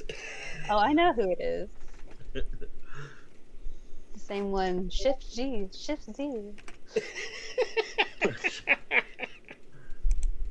Love you. Well, since he can't get an opportunity attack, she's dead now, right? Right. I mean, if he wants to I kicked extra her. dead her, I kicked the corpse. Kick the core. or yeah, or you can save your reaction for anything else. Do I get my turn now? No, because You it skipped is- me. I did not skip Nope, you. It's not not yet. your turn. It's Not your Oh, turn that yet. was the opportunity attacks. Okay. Yeah, Yes. but I You wanna killed chill? her before you got a chance to attack. So Okay. Sit your jolly So- belly down and so chill. your attack My of opportunity jolly was to jelly. kick her. I can't even talk now. All right. So that she's dead. Green Song will take that initiative place on the next round. So Rudak. Truly, the philosophies of morals haunt Rudak. To fireball or to not fireball? That is the question. Because there are only 3 sisters we have to worry about, right? So Kill far. 2. Wow, that we know of, yes, but we didn't get to There find out could any be more information. threats, right? so- Right. And keep in mind, though, the building is evacuated of innocence now. Yeah, Thanks to me. so Well, So- just in that immediate vicinity, you don't know who else that they is in can this. hear. Yeah, You, exactly. y'all, you don't know who else is in this building that you guys have not Ooh. explored at all. They can all we're gonna die. Take damage. This room is too small, too small. Yep. Oh. I'll get a little bang for my buck. I'll go move up here, and I will cast. Oh, what was that? I said don't. Okay, it scared me there. I will cast Spirit Guardians as just this kind of luminescent fire just explodes out within an aura of Rudak. As that's what Spirit Guardians look like, and gonna need at the start of their turns they're gonna need to make Wisdom saving throws. Of course, he'll choose his allies to not be affected by this, and actually he'll park himself right over here. I believe that still gets both of them. And it's also difficult terrain within this aura. Let me put it down. Cam said the answer is always fireball. It is. Not in this Fire room, is it isn't. always the answer. Yeah, not in this round, but trust me, a later day. And yeah, that's. Oh yeah, spiritual weapon. He's gonna move it and just smack this So- lady. Spirit Guardians is concentration as is spiritual weapon. No, Spiritual weapon is not not concentration. It's not? concentration. No, I it's thought my it was. favorite. It's my favorite combination as a cleric. Yeah. I always thought they were con. That's awesome. No, That's good to know. I mean, it's my yeah, go-to for it's Ash. good all at the some time. good at some tables. It's not so good at this one's, but for a small room, it's very nice. Oh yeah, I'm gonna hit it. Nice. St. Cuthbert. Haven't heard that name in a long time. 14 most likely misses, right? You have inspiration, right? You know what? Yeah, I don't make much attack roll. That's I'll 12 use it points. here. 12 points of force damage. Which one is it going for? The green song? Yeah. Okay, cool. She'll take that. And let me click EOT. All right, Santa Clang.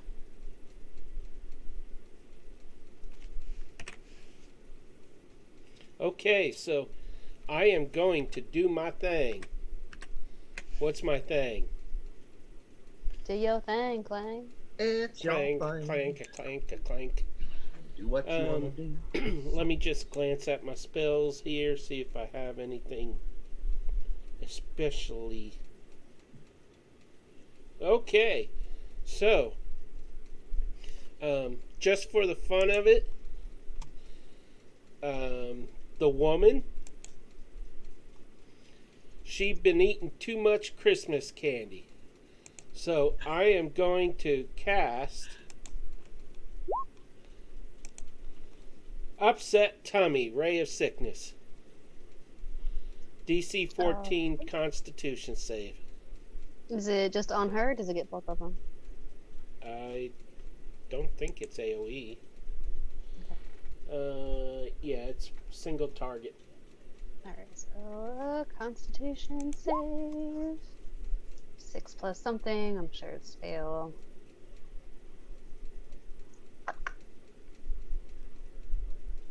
Yes, it's a 9.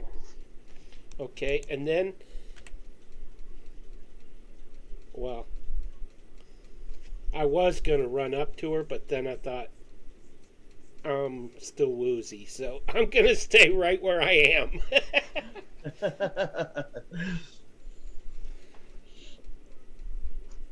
So after casting a first level spell, can I fire my crossbow still if I have extra attack? I I don't thought you got believe- coached. I thought you got coached. Yeah. Well, I was reading it and then I stopped reading it because I missed my turn. just think of like extra attack only happens when you take the attack Wait. action, but you take the cast a spell action. Okay, Okay. I knew that. I'll ask again next turn. Swayathon. Alrighty. Well, I guess everyone's attacking her, which wouldn't have been my choice, but The blind one? Yeah. With the dog? With the seeing eye dog? yeah, I would have attacked the dog first, but You can attack the dog. That's fine. yeah, No, that's true.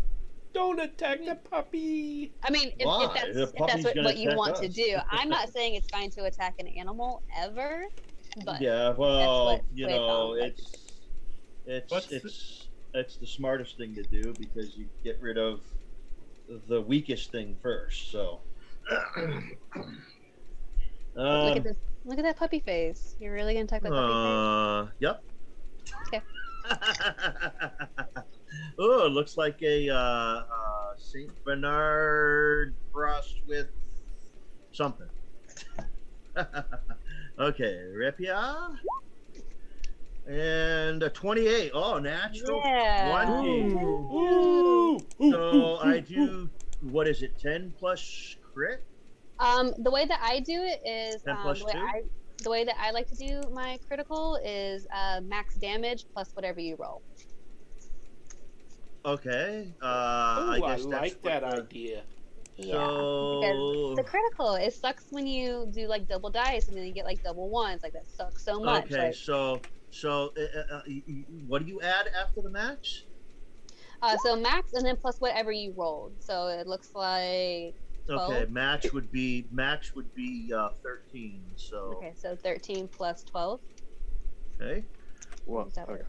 Wow, 25 points of damage. Plus your sneak attack, right? No, Sneak attack. That is sneak attack. no, that isn't. Oh, no advantage, right? Yeah, I don't get to do a sneak Ah. attack yet because nobody's engaged with the dog. So All right. Next time you play a rogue, you gotta take steady aim.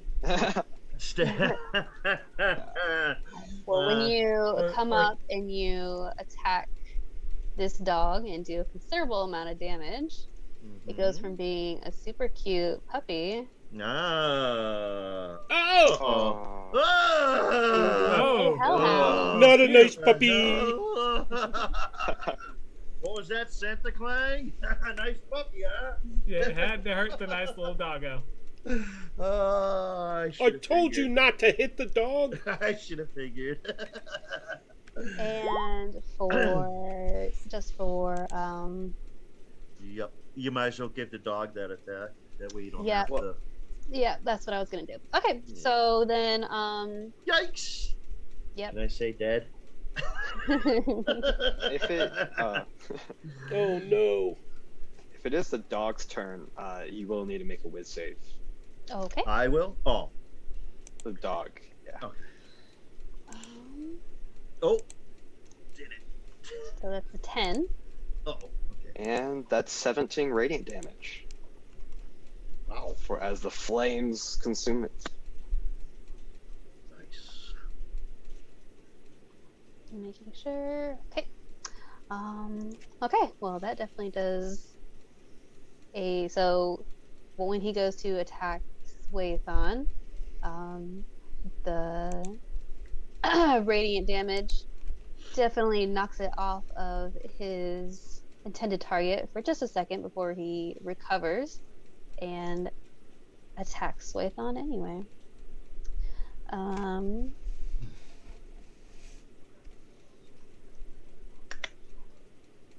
So yeah, so he goes to originally to do an attack to bite Swaython, and then he gets hit with the radiant damage, and steps back and releases a breath, a fire breath. Oh no. Oh. Is She that a kinda shakes it off. dragon or a?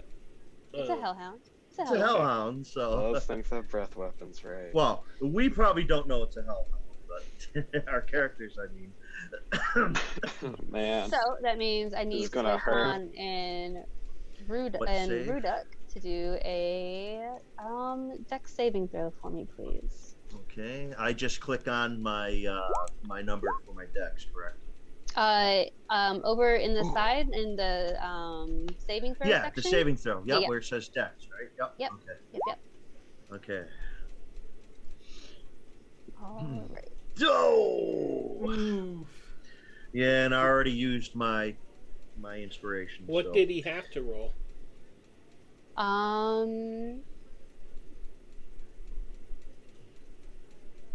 It's not going to save, not with a 12. It's a DC 12 dex save. Yep, and since I already used my inspiration, Yep. foolish. It's meter I think- beat. A DC 12 makes is it meat. beats Yeah. it. So I think Yeah. that's barely enough. Yep, I yep, made it. Okay, yep, so I you take just half barely made damage. it. Yep. So you're both gonna take half of 21 points of fire damage. Half of 21, so 11 or 11 10. points of fire damage. 11 points of fire damage. Okay. And I'll make my concentration. I have advantage because of Warcaster. Okay, no Perfect. problem. All right. Cool. Minus 11. There we go. And Ruduk, that's 11 points of damage to you as well. Oh yeah, sorry, I didn't update how much my No, token. no.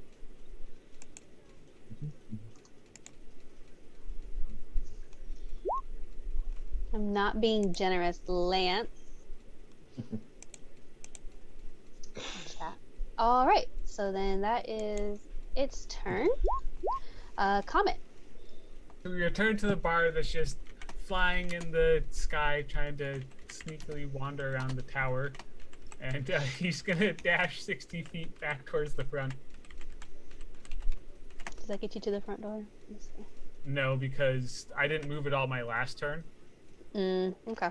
So it would be, it's about 150 feet. So I mean, I'd still be 90 feet away. So it'll Gotcha. still take me another turn and a half. All right. So then it is up to Miss Greensong over here, who hears her faithful hound howling in pain. Sorry, I just need a whiz save really quickly at the start of her turn. Sorry. Thought I was a hag. So that is a 18. Okay, they take half of this, so 8 radiant. All right. So she feels a nice burning tickle in the back of her throat.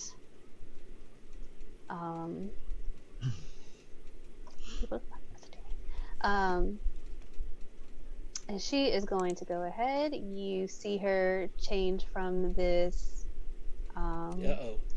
wood elf No! over Another to ugly babe. her true form. Uh, She is the eldest of the hag coven. In her true form, she's Oh. shriveled and worn, her dark green skin covered in bark and fungus. Insects crawl across her and hide in a thick braid of white hair that curls around her shoulders like a serpent. Anyone who stares into her milky white, seemingly blind eyes is a reflection of their own face, made decrepit and withered by age. Isn't that fun? Lovely. Super fun. I don't suppose is- that's poison or disease. And she's gonna go ahead and do a claw attack on Swaithon. Double claw attack on Swaithon. So that is an 18 You for hit the me, first one, and a and you 25. hit me again. So that is going to be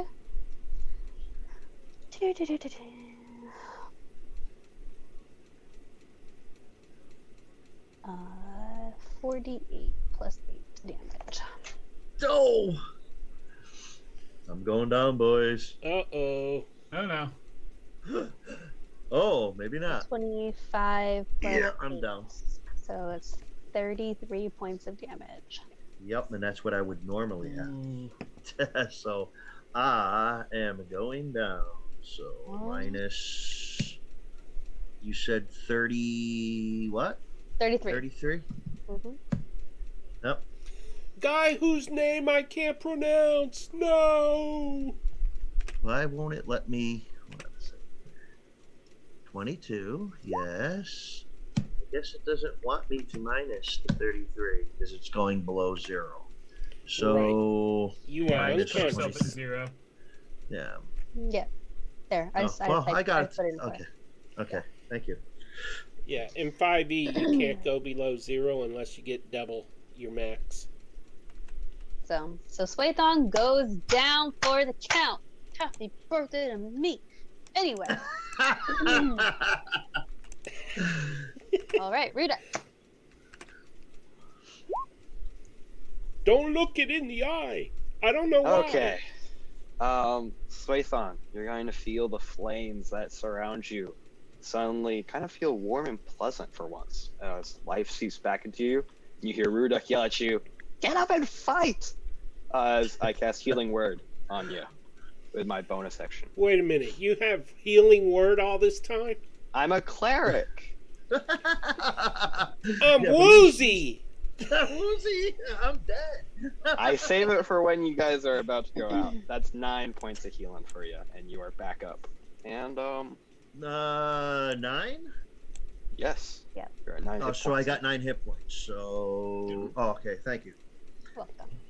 And then with my action, Rudak isn't holding anything back.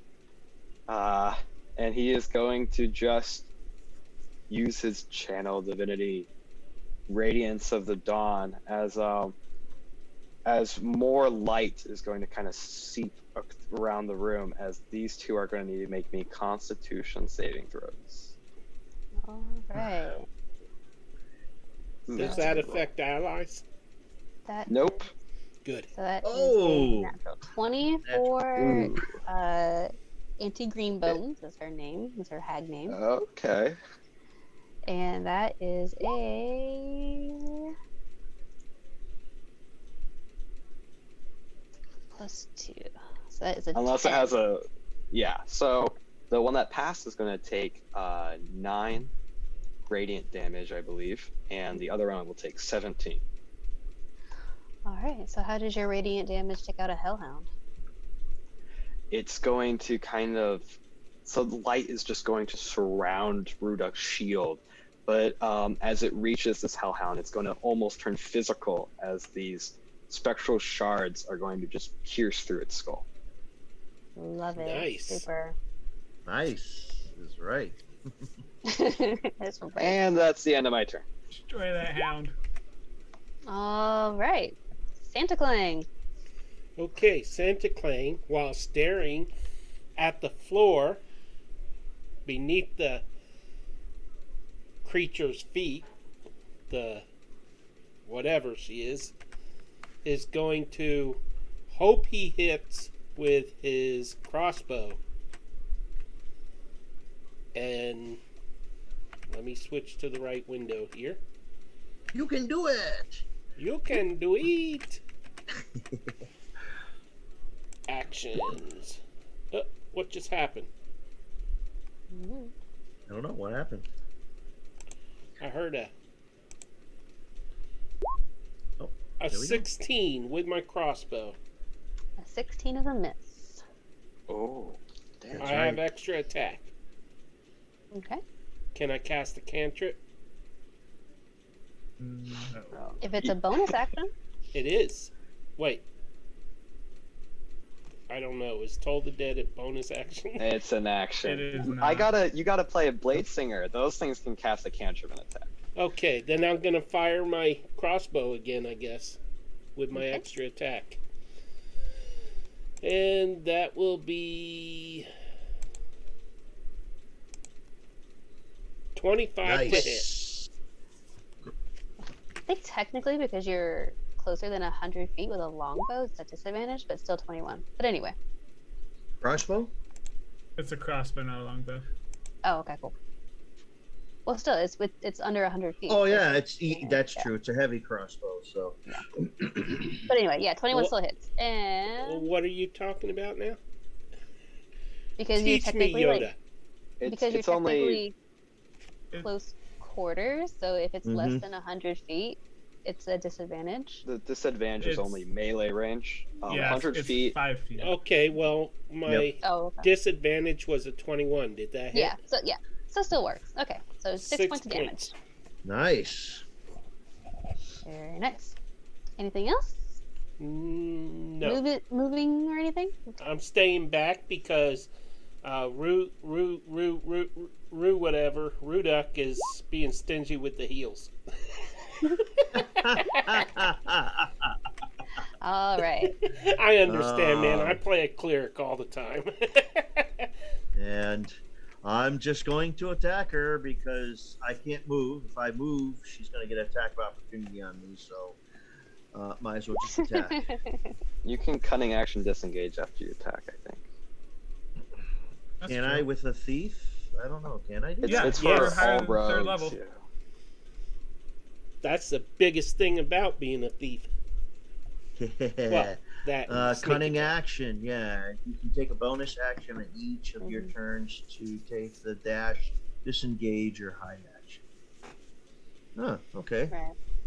Right. But that counts as an action, correct?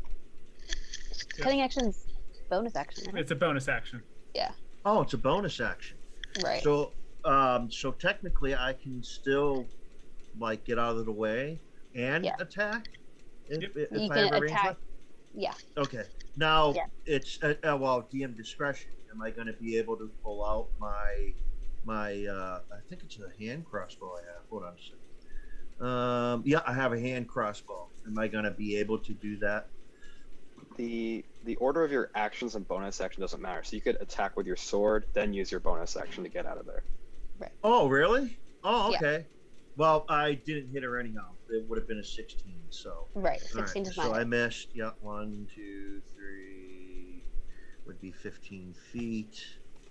I don't want to be next to that acolyte, so that's 15, and then another 15. I know I can go 35, but Yeah, I'm any gonna of stay the there. acolytes are safe. They would have all run outside with everyone else. Oh, They're okay. not. Yeah. Okay. And that's it. All right. That was going to be the dog's turn. Comet. It's going to move 60 feet back towards the front. So he's now 30 feet away from the door. He's going to come in and be like, guys, guess what I found? There's going to be a bunch of dead hags. And So he still thinks that he has to be sneaky. Yeah. Well, he doesn't know, so. He has no idea what's going on at this point. Yeah. All right. So, Auntie Greenbones. She is going to. Dang it! Ain't these any of their hag things? 'Cause they're dead.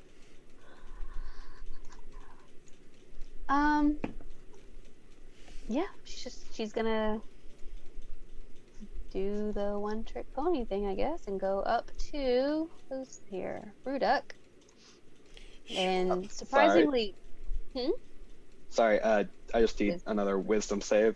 Sorry, I have to keep reminding. Dope. Just Oh. 11 radiant this time. I kind of rolled low. all right. So she's gonna go up and do double claw attack. I will use my reaction, warding flare, to give disadvantage. Nice. All right. So the first one will be at disadvantage. Mm-hmm. So that's Oh, thank goodness! Oh, yeah, thank goodness. Wow, I got really lucky there. And Like the it. second one is a 19. Ooh, that barely hits. All right. So then that is 2d8 plus 4, so it's 11 points of slashing damage. Okay, and let me make a concentration save.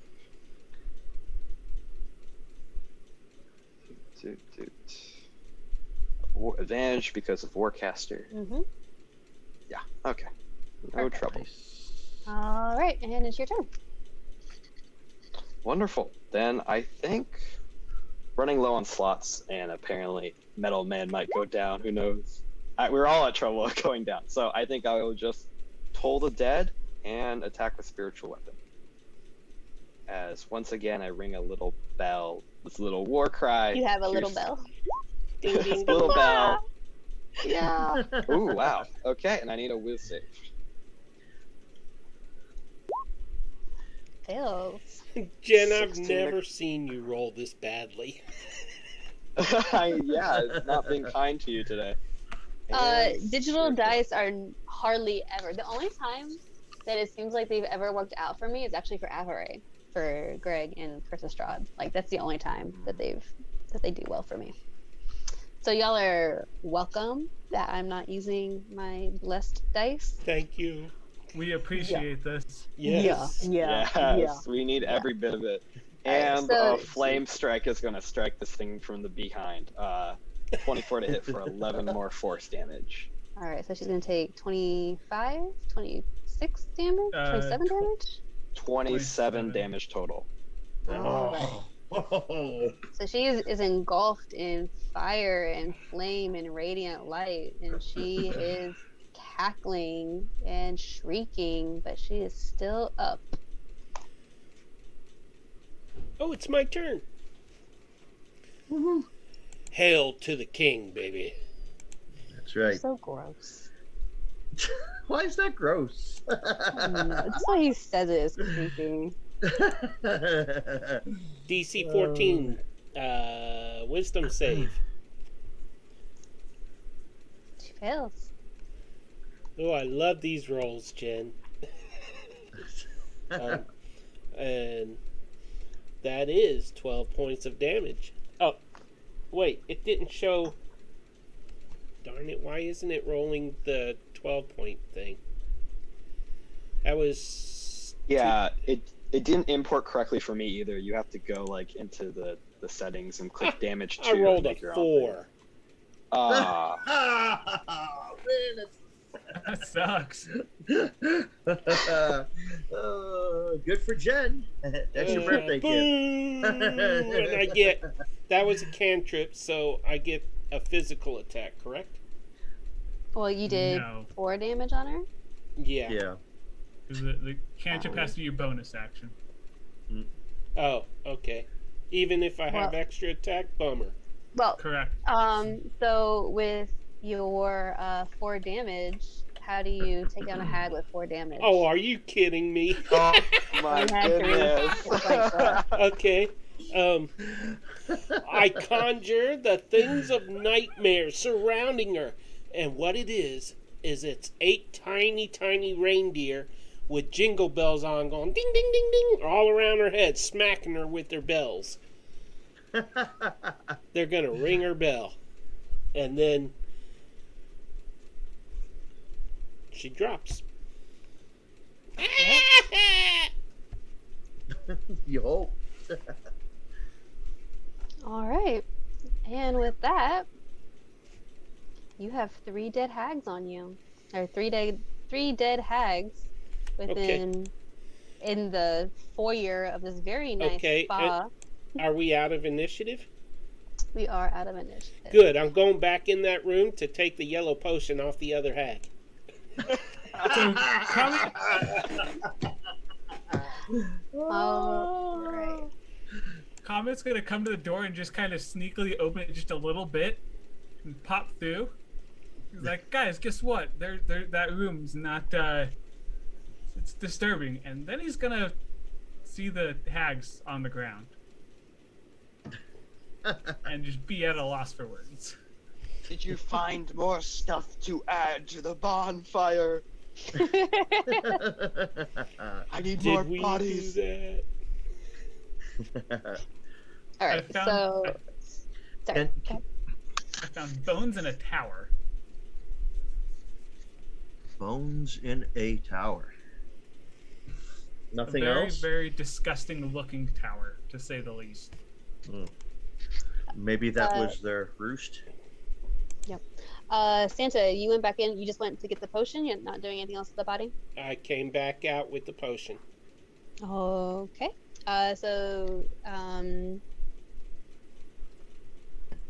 Well, I was going to say, can we Anybody check know their what this bodies? Yeah, for sure. Check Yeah, their bodies, anyone. so find keys or something on them, maybe, or. Yeah, anyone who wants to do an investigation check on any of the bodies, feel free. All I'm right. too Well, might as well woozy. do it on the one closest to me.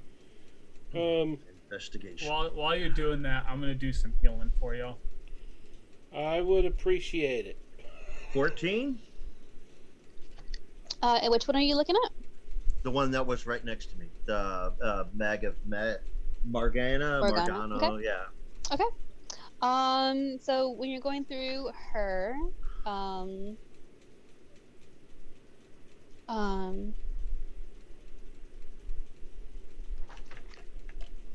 yeah, so when you're going through her, you're going through her stuff, you find inside one of the bone ornaments in her hair is a tiny little scroll. Because it looks like a little femur, but as you're going through, it actually turns out to be a little scroll.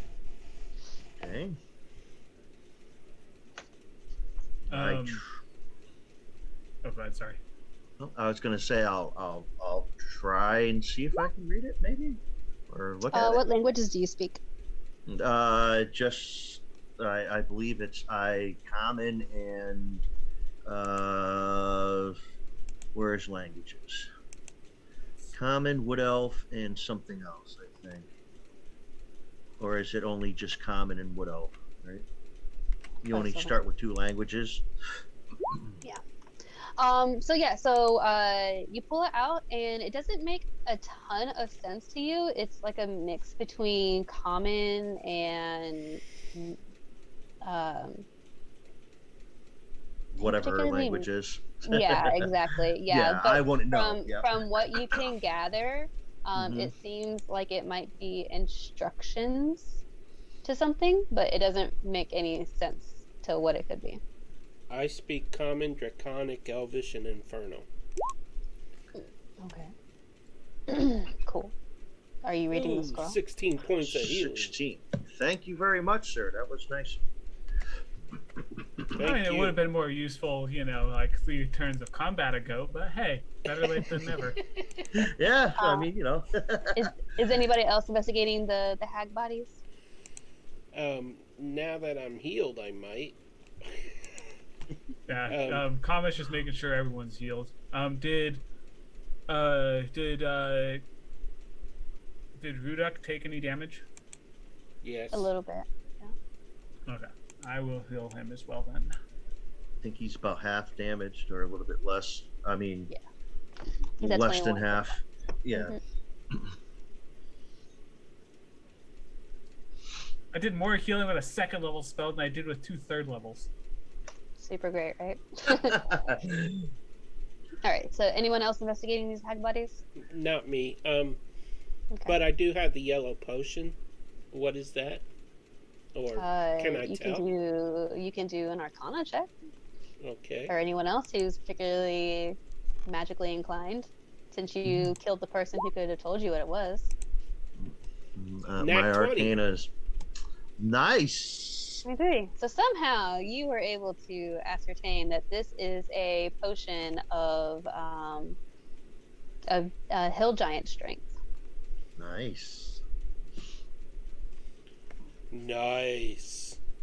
Cool. Maybe I'll give it to Comet for all the help. And hey, Comet was not the one that started that fight and had no idea y'all were fighting. A distraction. So, as you guys are kind of cleaning up, going through things, and assessing your own wounds, Faith you hear the door jingle to the bell jingle to the door, and Faith kind of peeks his head back in, and he walks in, kind of flabbergasted, and just kind of looks around at all the dead bodies and everything, Um, yeah, Rudok, I added your healing onto your token already. Um, uh, so he's just kind of standing like in the middle of the foyer, and Is he a hag? Oh, I knew it. he's not. So he's actually a Cambion. And he's looking at the dead bodies, and he looks at you, and he says, "I offer you my gratitude and thanks for killing these hags." And he goes on to tell you that he's been there biding his time, learning the hags' secrets and how they are manipulating and controlling these people. He pulls out a key from his pocket and explains that it is a master skeleton key that can get into any of the rooms, including the Hag's Tower.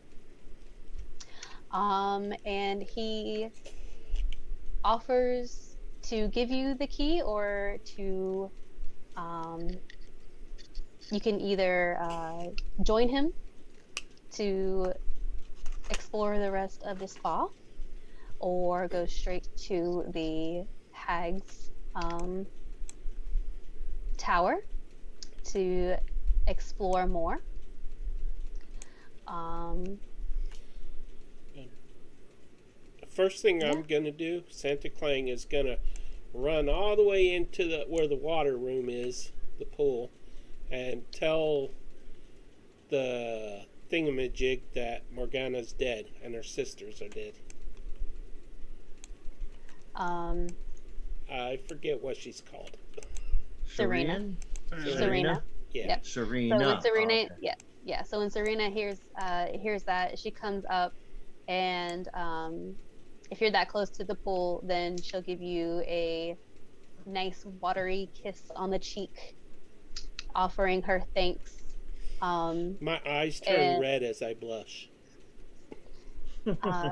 So she gives you a kiss on the cheek, and she thanks you. Now please help find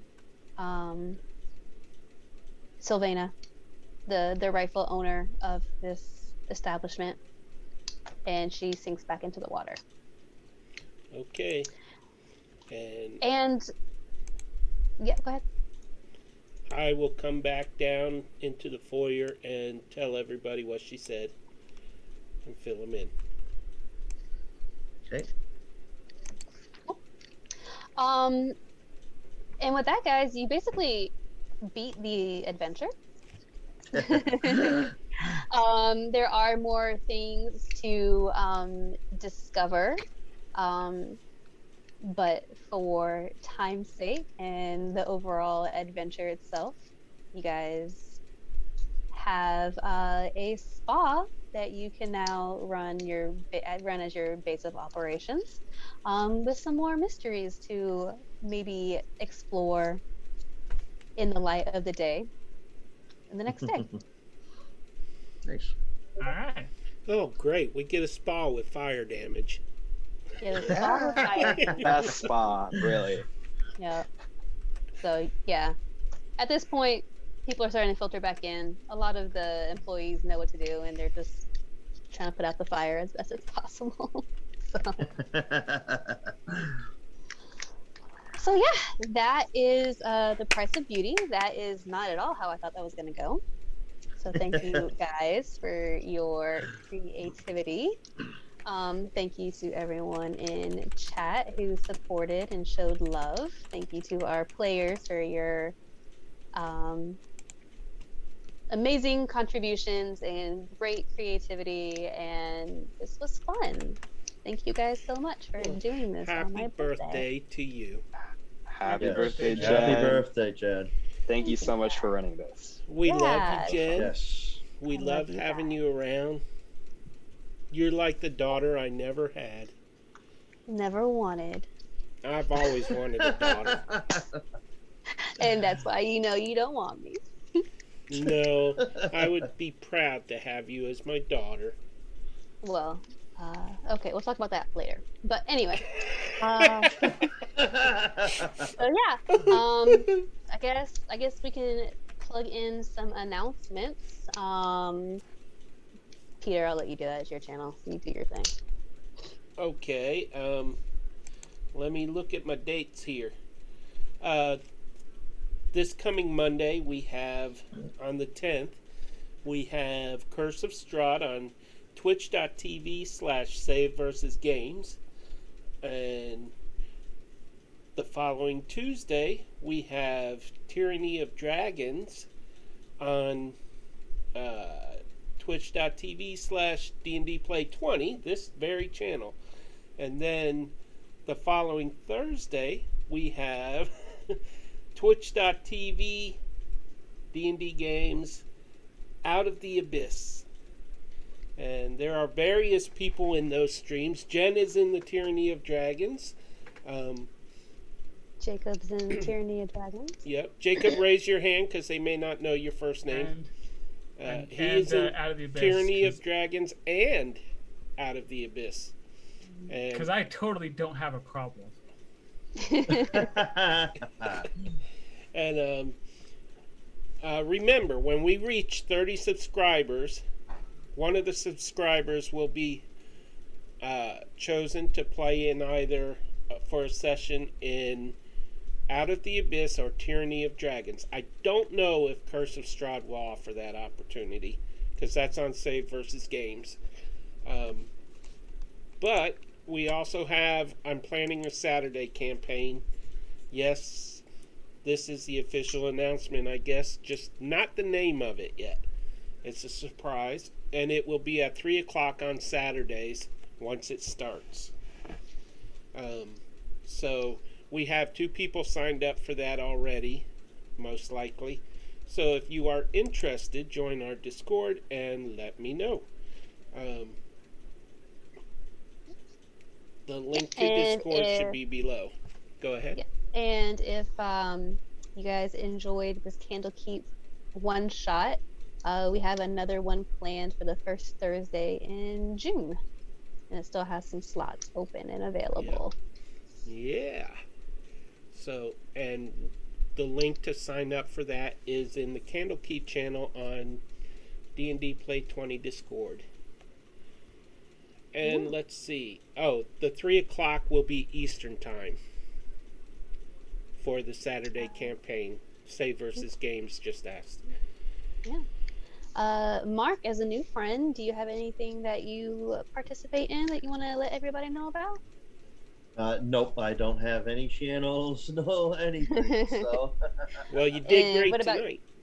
Yeah. Well, I've great. become part of friends with you guys and playing, and you broke my 18-month streak of not playing D&D.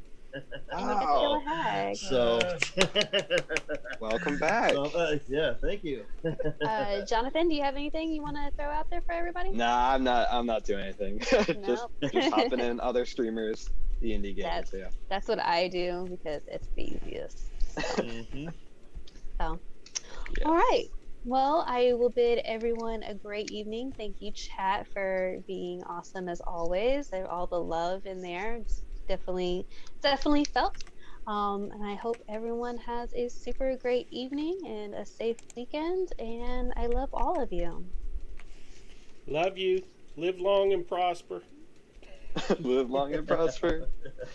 Thanks, everyone. Had a blast. See ya.